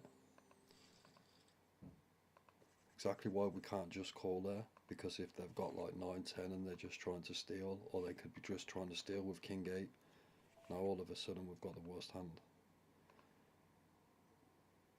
It's literally fold or ship there. Now I can do some steals here, but I'm gonna limp. A limp looks really strong, especially with the delay. It looks like I'm kind of trying to limp in with a big hand, and if I ship, obviously I'm getting snapped there, so it's worth one big blind all day long though. Can hit the perfect flop when they check sometimes, and when they both check and it comes like any aces or king highs, I'm always nicking the pot. At least I lost a min and didn't go for the steal there.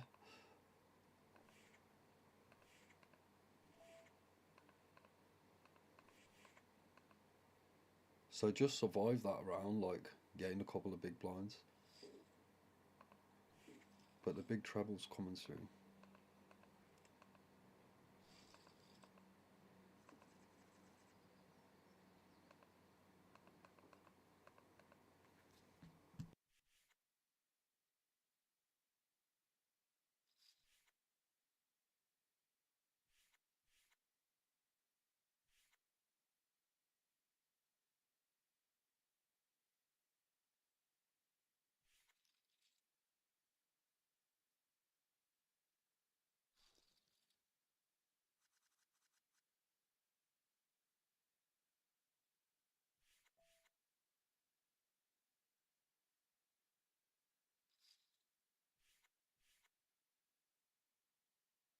Very borderline there. I'm hoping just to take it down here. But at that point where I've got to start throwing some steals in.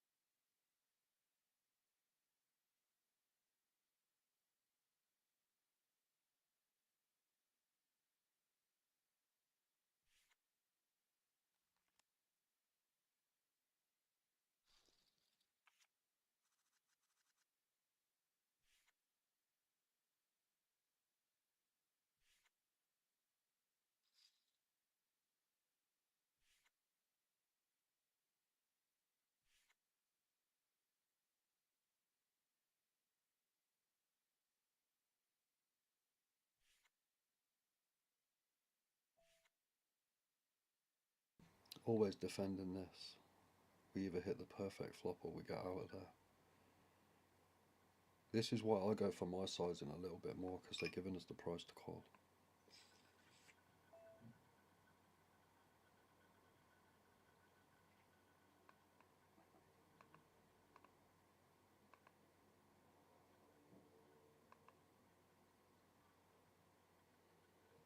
Sometimes we can lead out there, but all the king queens are just going to jam it.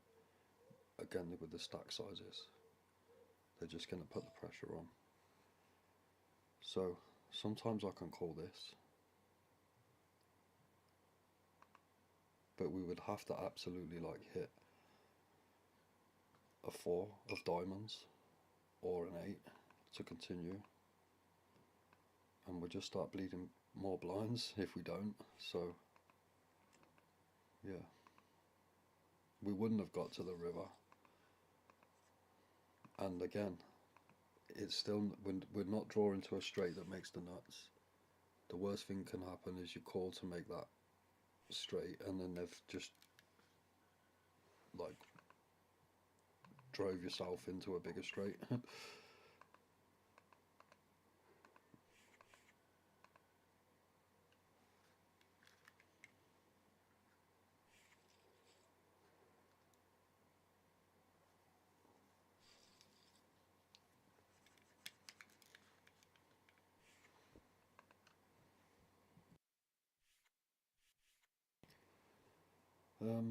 Can throw some steals in here, but this short stack's shipping an awful lot just with any 2, and then we'd be forced to call as well.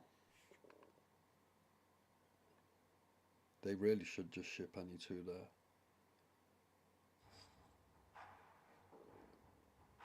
And they really forced to call with anything that's like king high, really.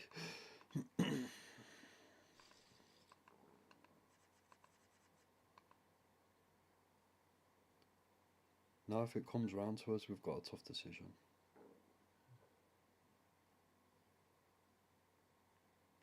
It's pretty standard shove actually, just with 13 bigs.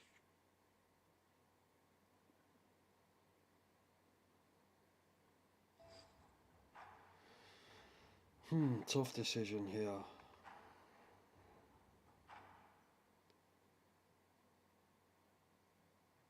I think we throw in a fold. I think we throw in a fold there.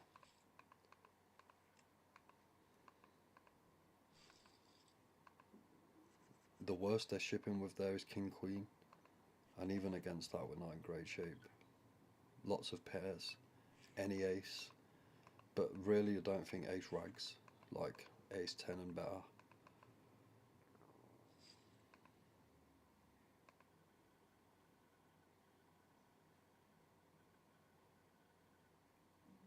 If it would have folded round to me, I would have probably had to ship. The fact that I've still got stack behind me as well that can just wake up with any ace 10, and especially these 2 big stacks, they're calling with any kind of like ace 9, ace 10, king queen suited, any pairs. There's still a lot of ranges we have to dodge there, so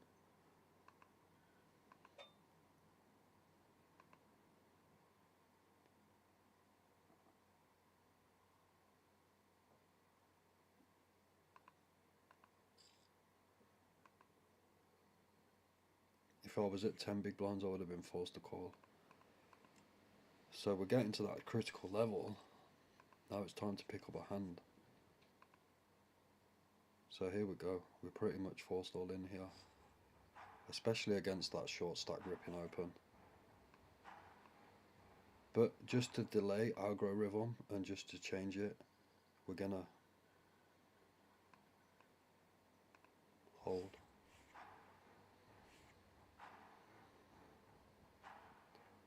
Choose our 1 time.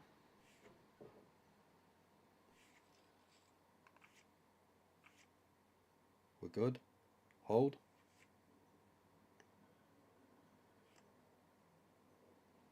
No 4.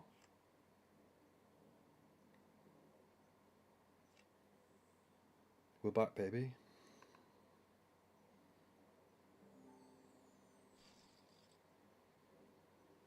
A few more of them, please.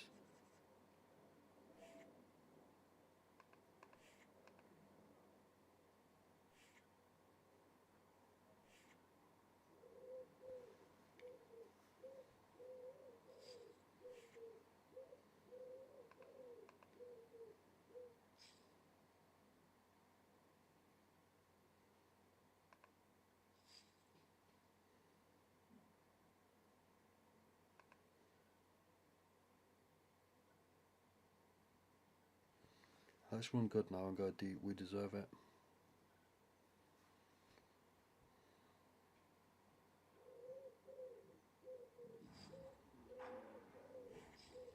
I'm sure my backers do too.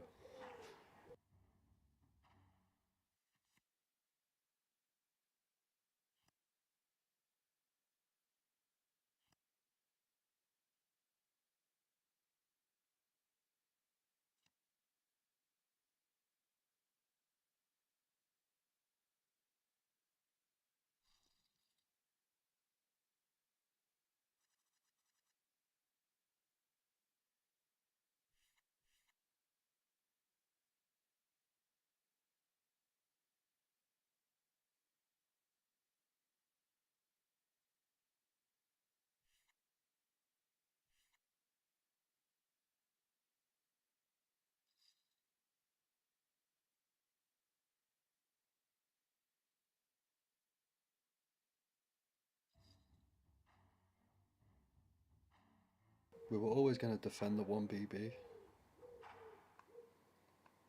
Maybe they just saved us some money.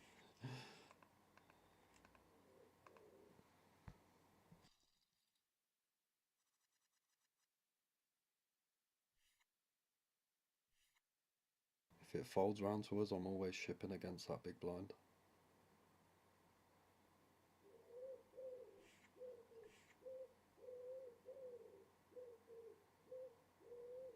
This is a really tough spot now if they raise.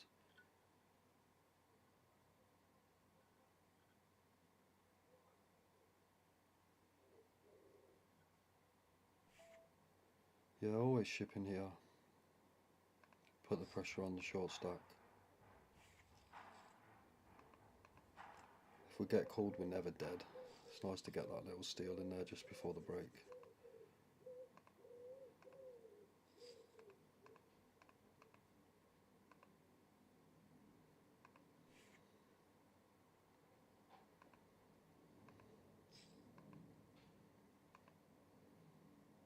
Not giving them any chance to outdraw them with weaker hands there, by just calling with ace, with queen 10, letting them hit a flop with like king deuce and it come king, like just never doing that.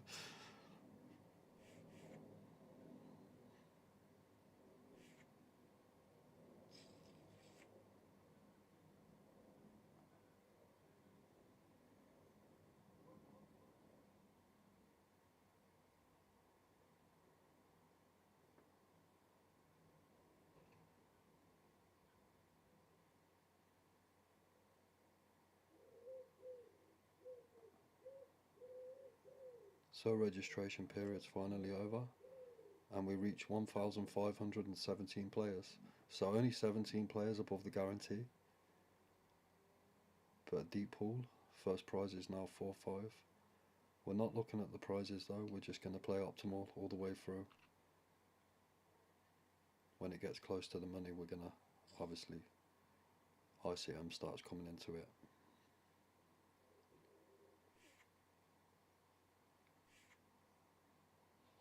So from now, we're like literally halfway to the money.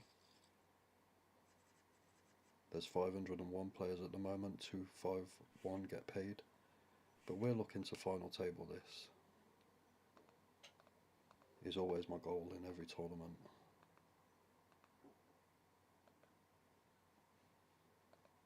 It's a very fine line between survival and chip accumulation.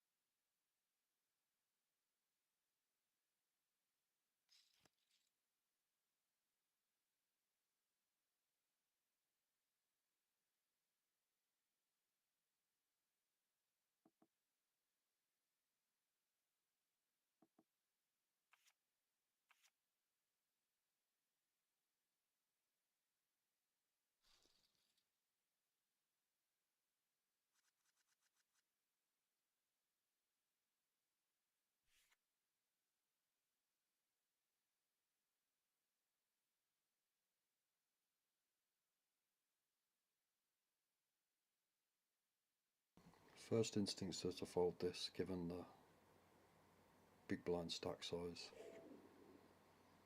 and you're going to see a lot of shoves here. Again, these two, not great stacks to have behind you.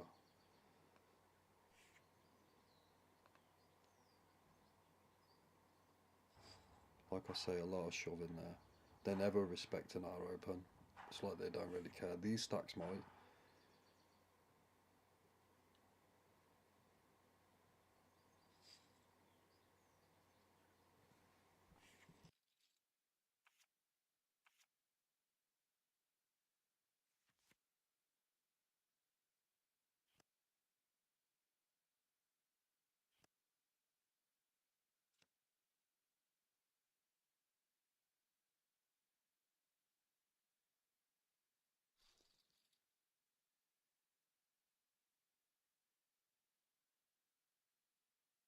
So another break, and I'm going to have a quick snack and a bit of coffee. One more level. Let's ride through another level and run good in this one.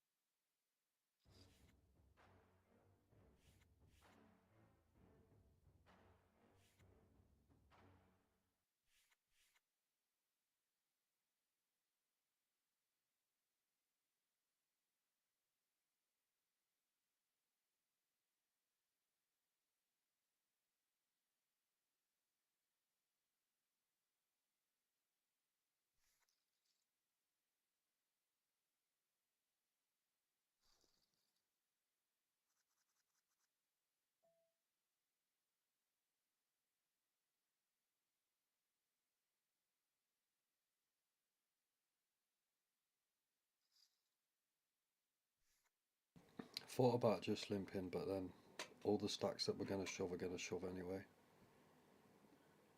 We don't want to, the worst thing, then let the big blind see a flop for free. But this could just be another caller situation. I really don't like this, but we can't fold. Not given this time of the tournament. That free bet is very strong though, given their VPIP and free bet percentage. I really don't like that. But can I fold this hand?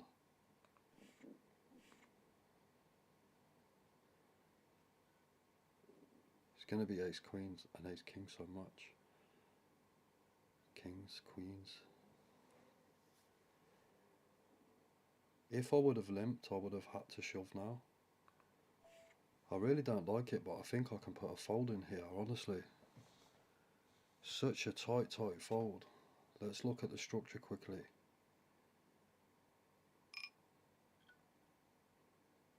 Wow.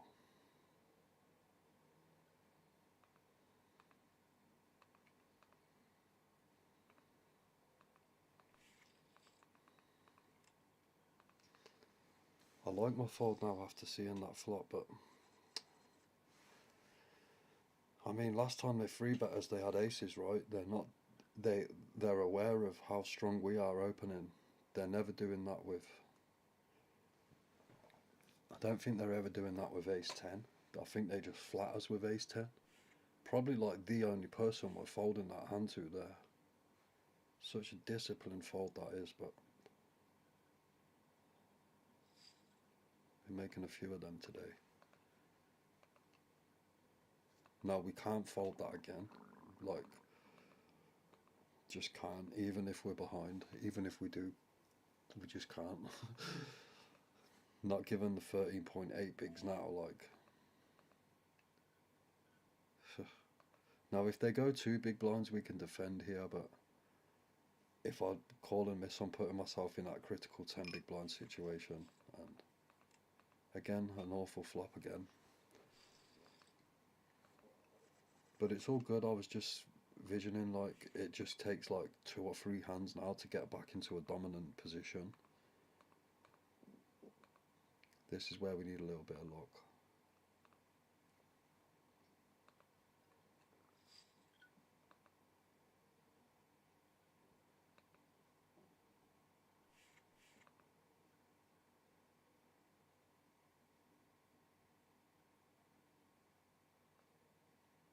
Sometimes we throw a defend in here.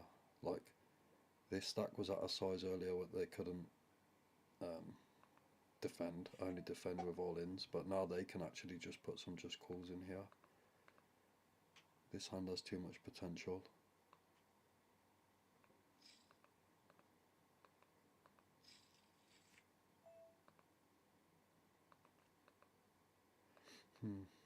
Now, do I go for the check raise or do I just ship it in here? I think I'll go for the check raise actually. Let's try and build a pot. Now, champ has to bet really everything. If they've got ace-jack, it's just an absolute caller. There's nothing we can do. Now, their bet is a lot more dangerous than their bet here. See what champ does here. Now, the question here is,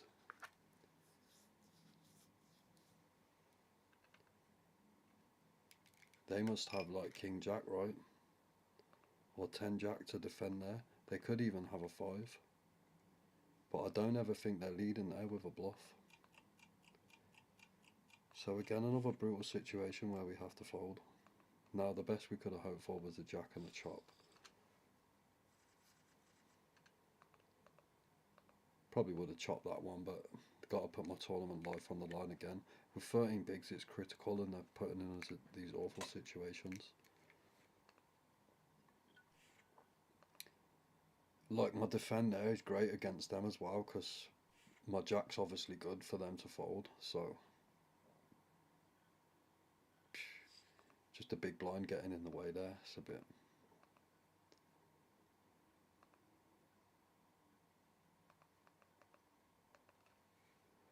But yeah, as I was just saying, it's like critical now, but still, survival is important because it only takes literally, what a hand, right? We're just one flop away from that.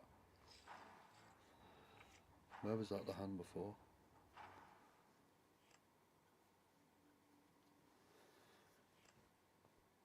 But it's our time, man. Come on, we're gonna run good now. Some of the survival folds I've made to get this far have been ridiculous. The aces, surviving that king's over aces. Here we go. It's comeback time, man.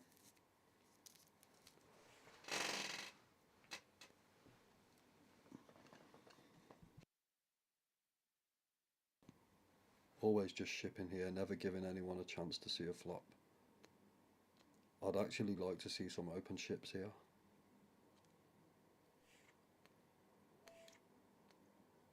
We're going to take our time to make it look like we've kind of built the courage up to make a bluff here. Hopefully just getting called by ace queen and ace jack a lot.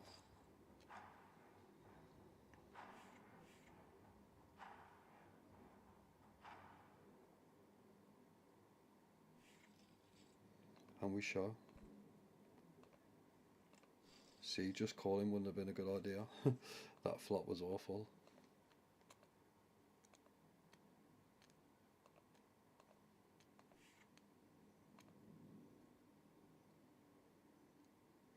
Now this is tough because we really should attack that big blind, but with these stacks behind us, they're always calling with better hands than this.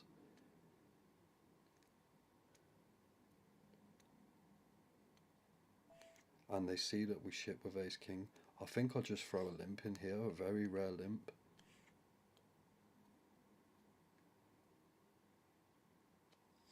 And then if the big blind ships it. Funny, I knew I had ace king too.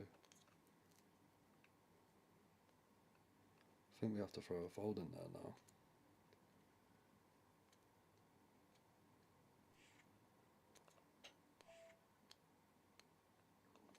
I guess we have to see a flop, right?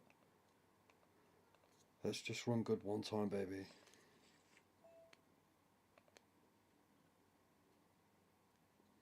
Now we've got a pot size bet left. It's a cooler if they've got ace king. They're going to have ace queen a lot.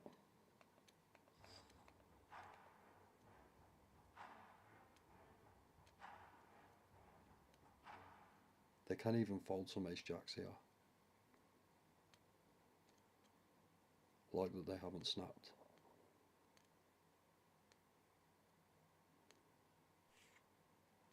I'm going to show that one.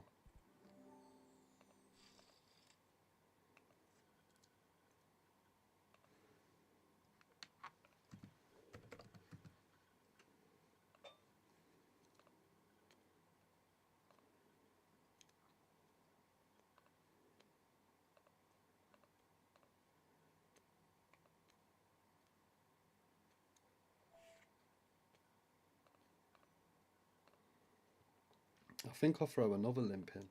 They see that I limp in strong now.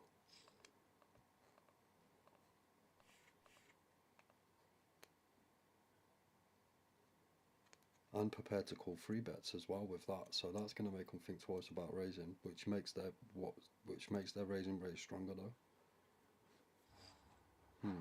And it's a good job we just call here. We lose one big blind.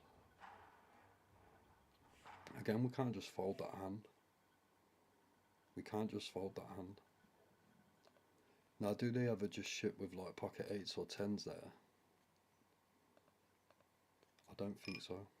I think they just raise a little bit. I think that's always like ace king, ace queen.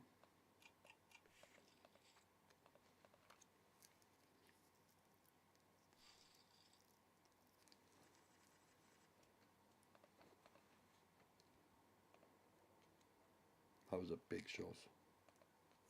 King jack suited. I mean, it's pretty suited, but it's prettier than it actually is. It looks better than it is.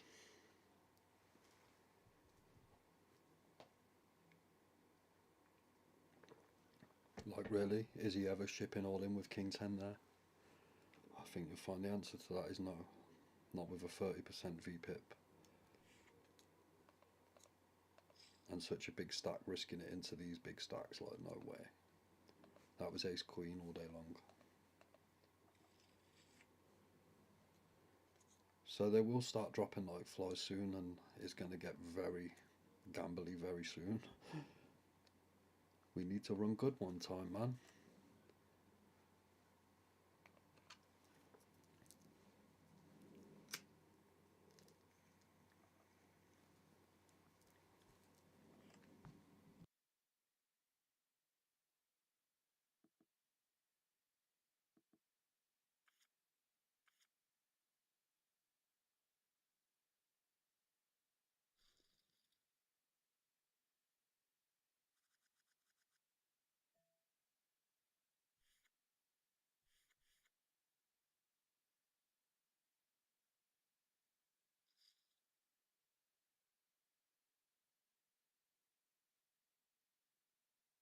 But again, with just some like tricky little plays here and there, we've just survived with like, even as the blinds have been increases, just surviving around that 15 BB level. Now when we get back up to average and above, and if we can just maintain in stack sizes, it's just a great thing to do. If you can hold an average stack for like another couple of levels, it's great. And then just have a little moment where you run good for like a couple of hands, get into a chip lead again. That's like what I'm trying to vision, and that's the plan. And literally from there, I'm playing backwards, like visioning what I need to do to get to a final table, taking the steps backwards, like playing it backwards, if you know what I mean. I know what I mean.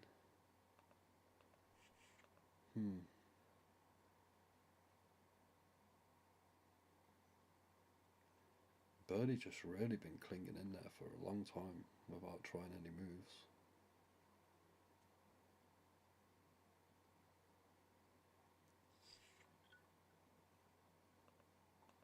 So we have to respect that. It's so strange how he don't go all in and just min bets there.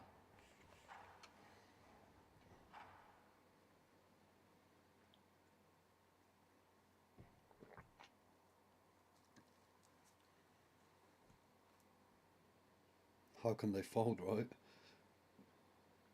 How? You've put in what? That's kind of a sick slow roll, man. And he kind of like deserves that. How can you just slow roll with like you got 90% of your stack in?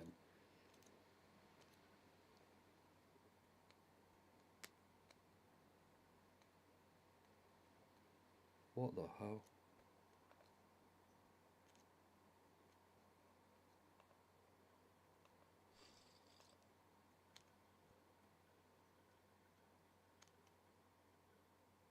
Was you really going to fold and leave yourself with 0.01 of a big blind? There was no need for that slow roll at all.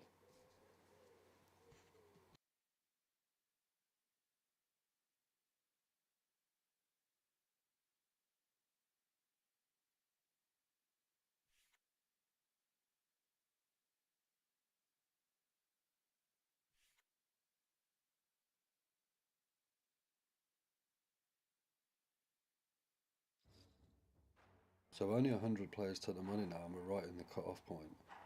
But this is where we need some double ups, because we're not trying to just get in the money. We're on a final table here.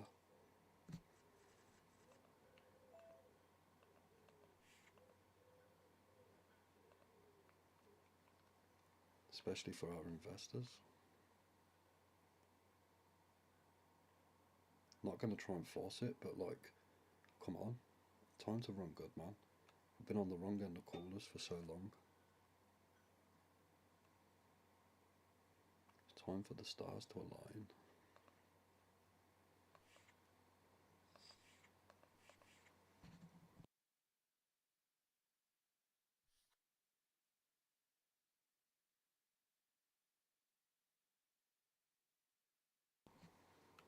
And another table move, and I like this, like all the same stack sizes. If we can get up to their stack sizes, it makes for a very good game of poker actually. like very good game, there's going to be a lot of play involved. Not so much shoving pre-flop and it's hard for us with the 13 bigs, but if we can get up to like, again,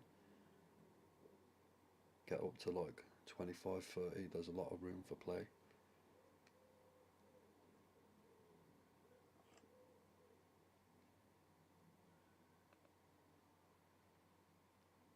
And then we're only like a double up away from being into a chip leading position, or two double ups away from being in final table money.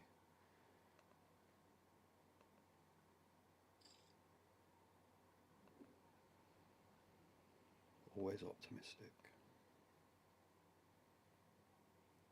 And how I said earlier, the V-pip would drop down, which it has naturally.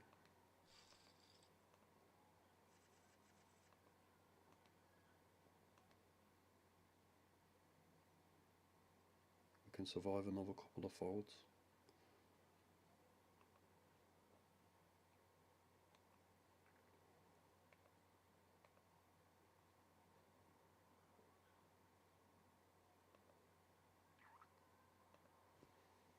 Time to clock in.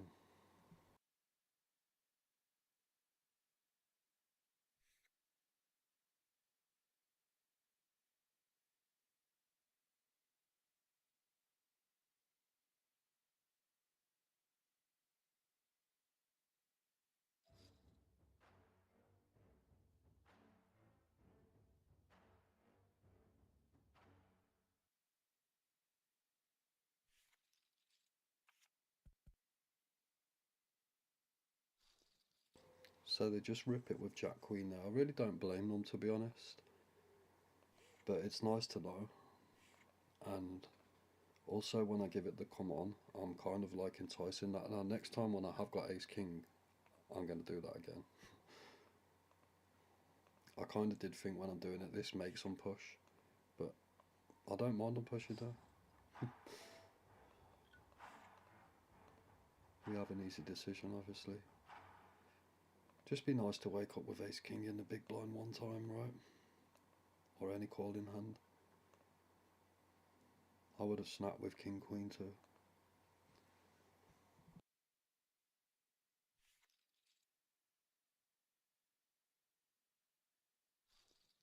Now really at a critical point. Gone under the 10 BB blinds only due to the blind increase.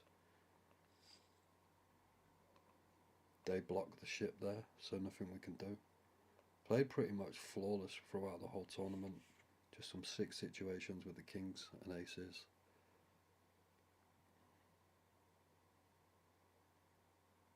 Happy with my play though. Just need some luck now, baby. Come on, one time, man. It's not too much to ask.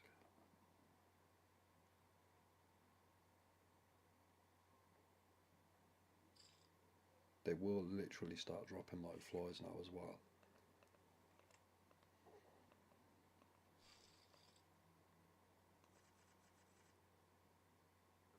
Until it's like 2 or 3 away from the bubble, and then it will lock up again.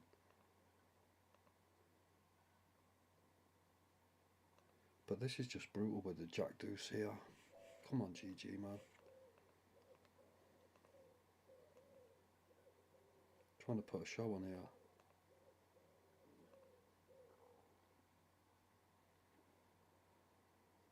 Really love these events though, like the structure's great. And just with a few different outcomes here and there, not running into the pocket aces with kings. I mean, it's just a matter of time before I'm final table one of these. It's just believing, just sticking to the program, sticking to the process. Every dog has his day, right?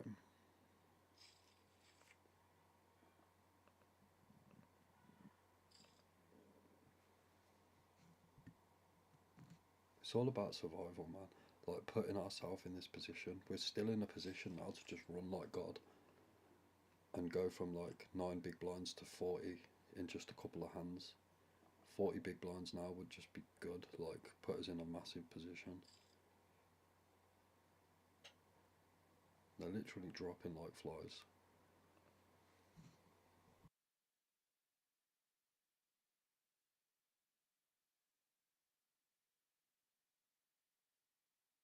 Any kind of pair pre-flop now from this position and cut off.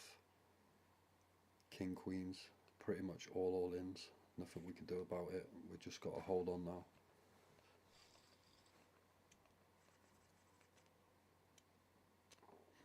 No, that's very borderline. Very, very borderline. I think that's kind of like just leaning towards the fold range, especially against that open.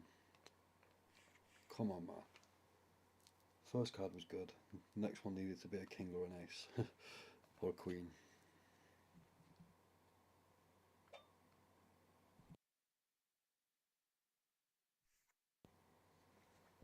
Not gonna hear another peep out of me now till I double up. I'll treble up.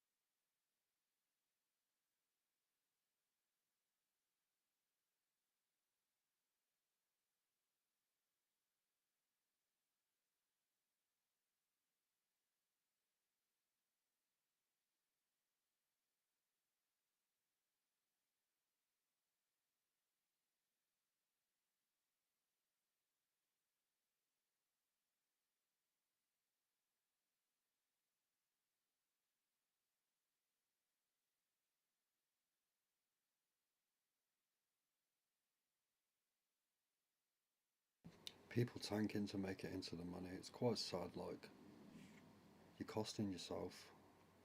The blinds are just increasing on you, and we're not going to do that.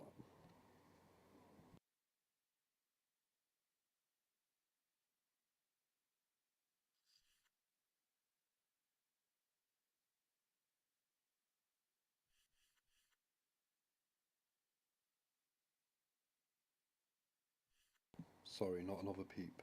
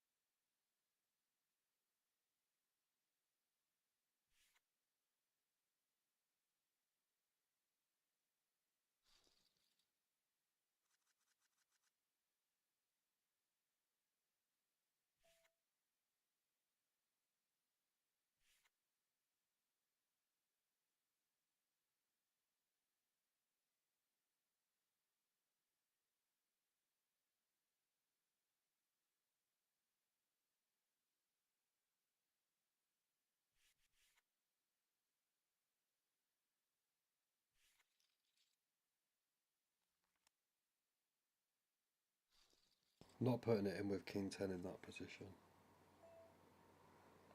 On the button, I would have. Just never getting called by worse hands. Never.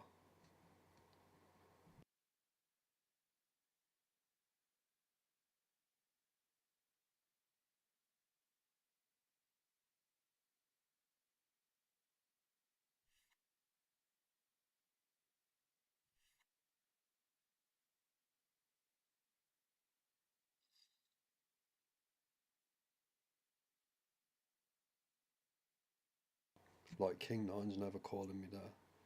Also, like 10 jacks never calling me there. But I'm getting called by all the hands that beat me. and just in awful position.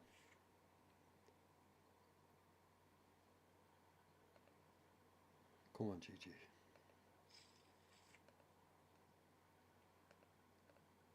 I said not another peep till I double up.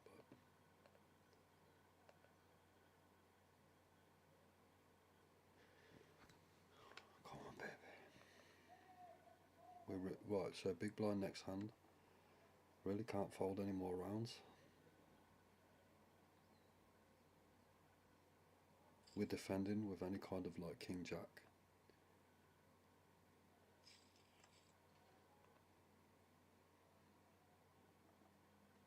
Obviously any pair, any ace. All depends on positions though. Like,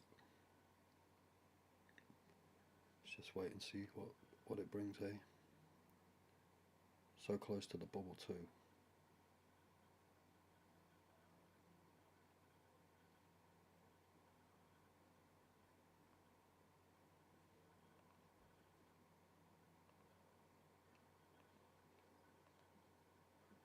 Done good to survive this far. What brutal runouts, man.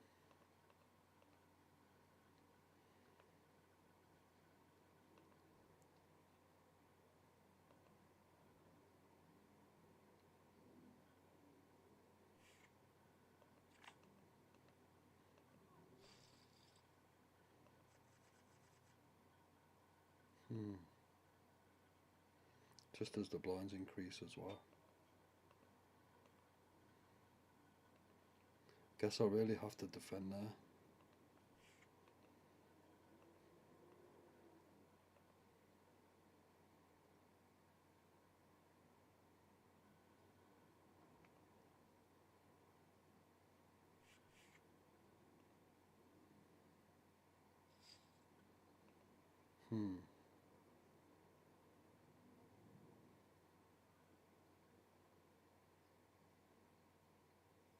Another fucking tough situation here. If one of these two ship, we can fold. That sounds crazy, but sometimes I just have to limp to defend that. Then I'm leaving myself with 4.8.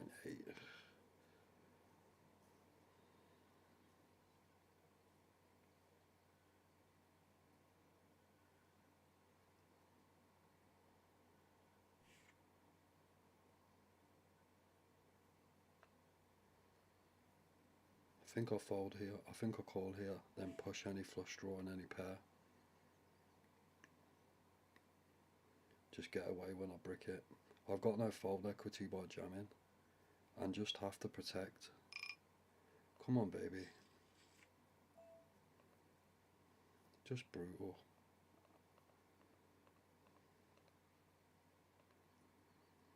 Just brutal. Now the 1BB as well, just crazy, man.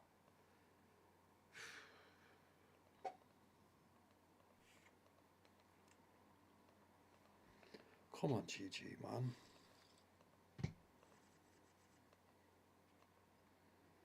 Now if it folds round to us, we're shipping all in. That's better than 50% of the range, and of course, just get blocked. Absolutely just nothing we can do here for the last. This is just crazy, man. So frustrating when you're just so card dead. There's literally nothing I can do. No fold equity, no spots.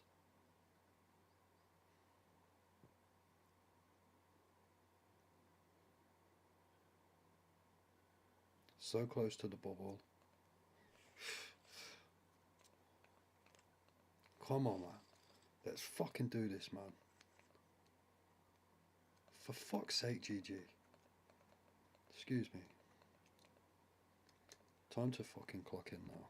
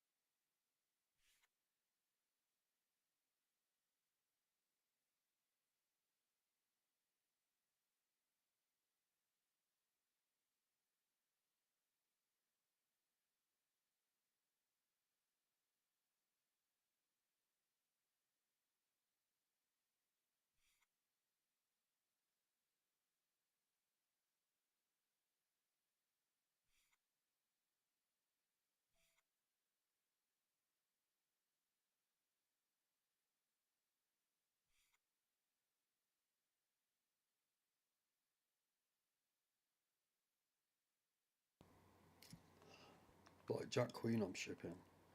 King Nine's just horrid, man. Because I'm always getting snap called by King Queens and King Jacks and Ace Queens and different funky shit.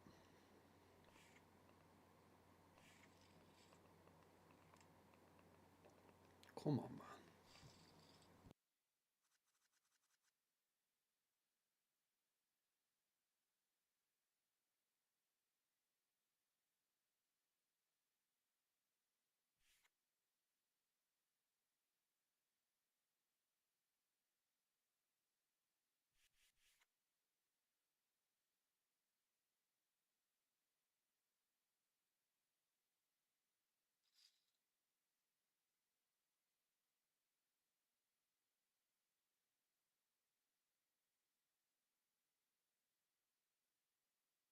Let's just look at my hand history for the last, what?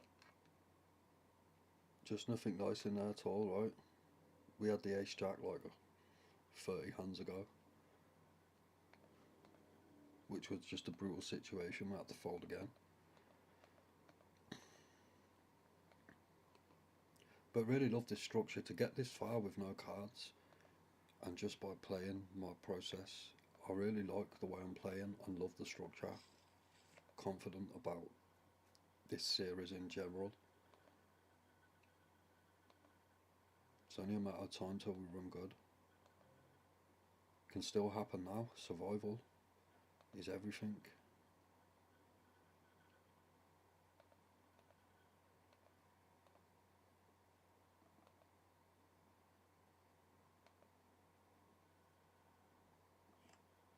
If we win our next 5 hands in a row, it's like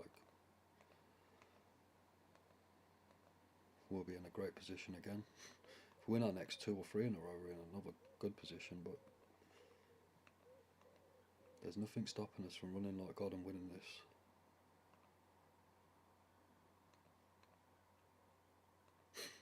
We're literally at starting stack.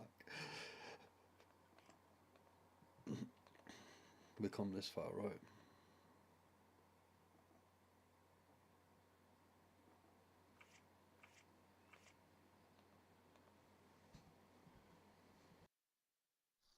And this is the key moment in the stage where it's nice to have a big stack to put pressure on the people just trying to survive. Come on, GG. Just give me something.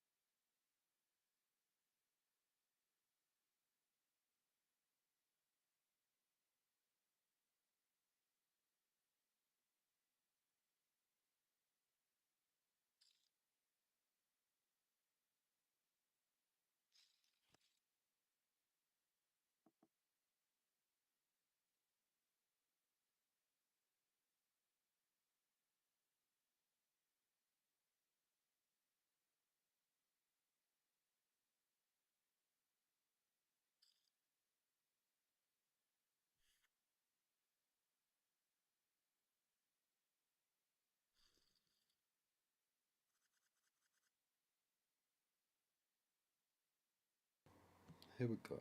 A no-brainer decision, but this is exactly what we want.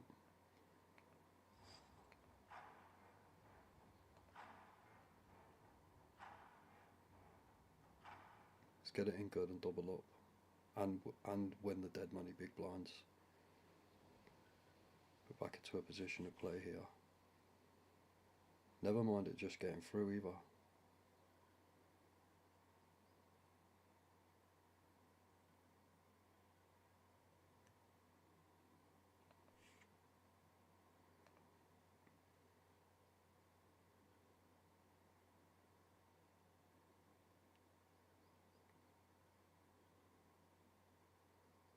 Ace Jack.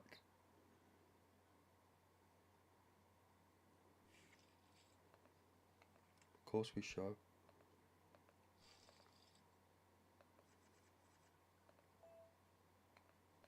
Right, that was just at the right time. Like, it would have been nicer to get the call in the double up. I can't just limp, obviously,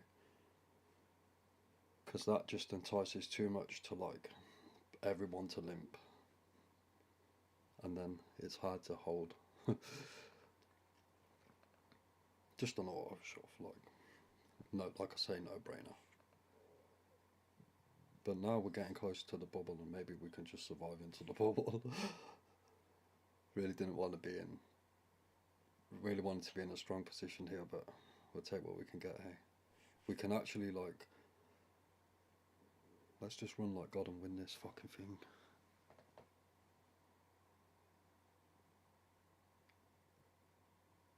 But 7 away from the bubble at a 1,517.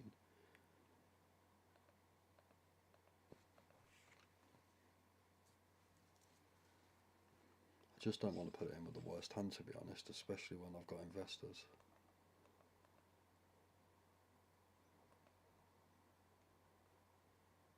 So anyone who does invest, you see, I do want to perform. I'm going to try my absolute hardest. So this is why I like that investment.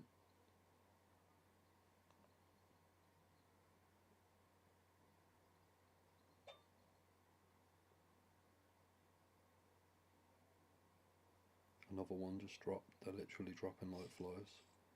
Really now, according to ICM, we should be doing a hell of a lot of folding here.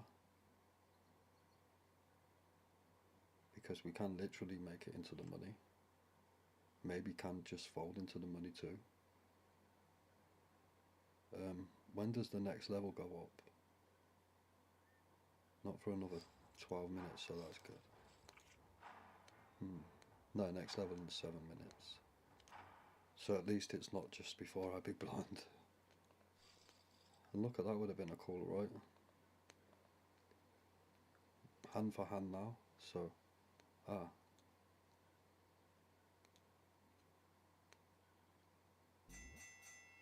we're literally one away from the bubble. So it looks like we've made it into the money. We're hand for hand now, and it's bubble time.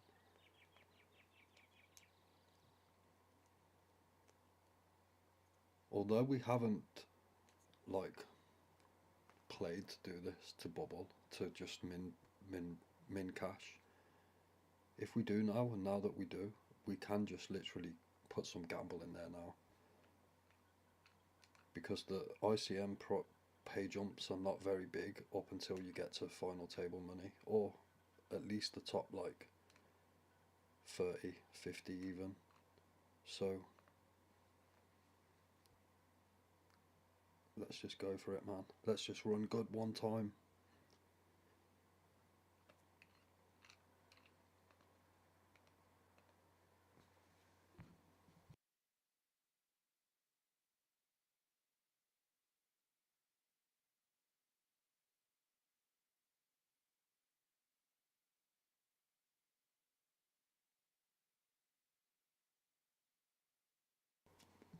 See, like I was saying earlier, average stack is only 20 big blinds now.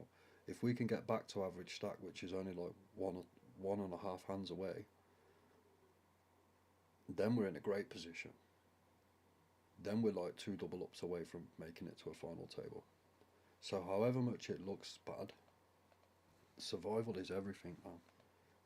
We're literally just a few hands away.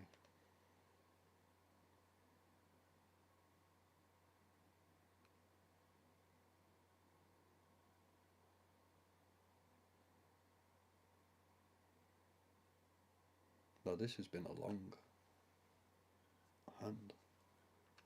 So we're in the money, and we get king queen. We're never folding here. The UTG open is very strong, but we just can't fold here. I think we call, see the flop. We don't push pre-flop though, because they're never folding. So we call and pretty much push on every flop. This way we're kind of using the flop as extra fold equity.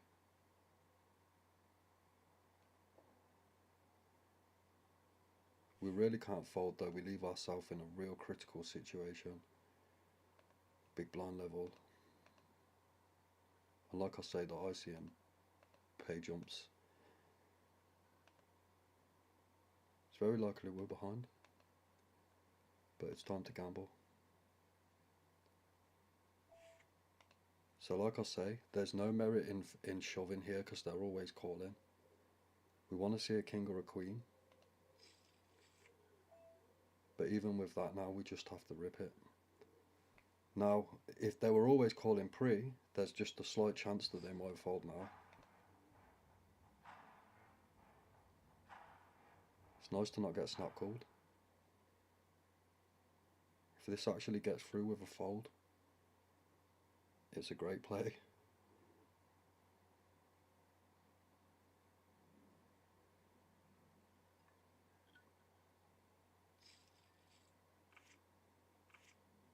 We need a king or queen. Or a heart. Oh wow. We nearly got them to fold, right? So my play was like, if you understand that play, it's like, just run cold. There's nothing I can do. I'm not sitting around with 4 big blinds. What a brutal tournament that was, all the way through. Have to fold aces on the second hand.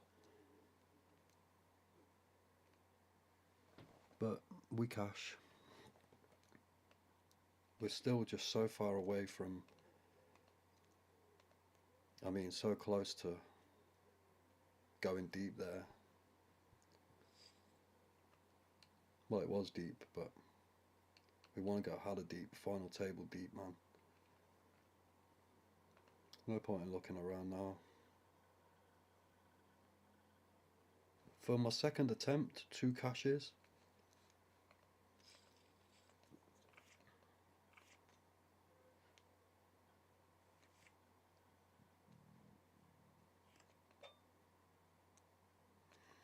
Loved my decision making process through the whole tournament. Never really put a foot wrong, just had the wrong end of callers all the way through it. To get that far with the hands that I had, I'm quite impressed with my run. Like, very frustrated though. Like, even with that last hand, not too much to ask for just a king or a queen or a heart on the river there. Or even the fold nearly got there. We nearly got the fold in. Now if we just shove it pre-flop, which we should, it gets snap called anyway, and we just got no fold equity there. I give myself that extra little bit of fold equity by seeing a flop. And still, doing everything I can in my powers there. Played my best throughout the whole tournament, so I can't kick myself.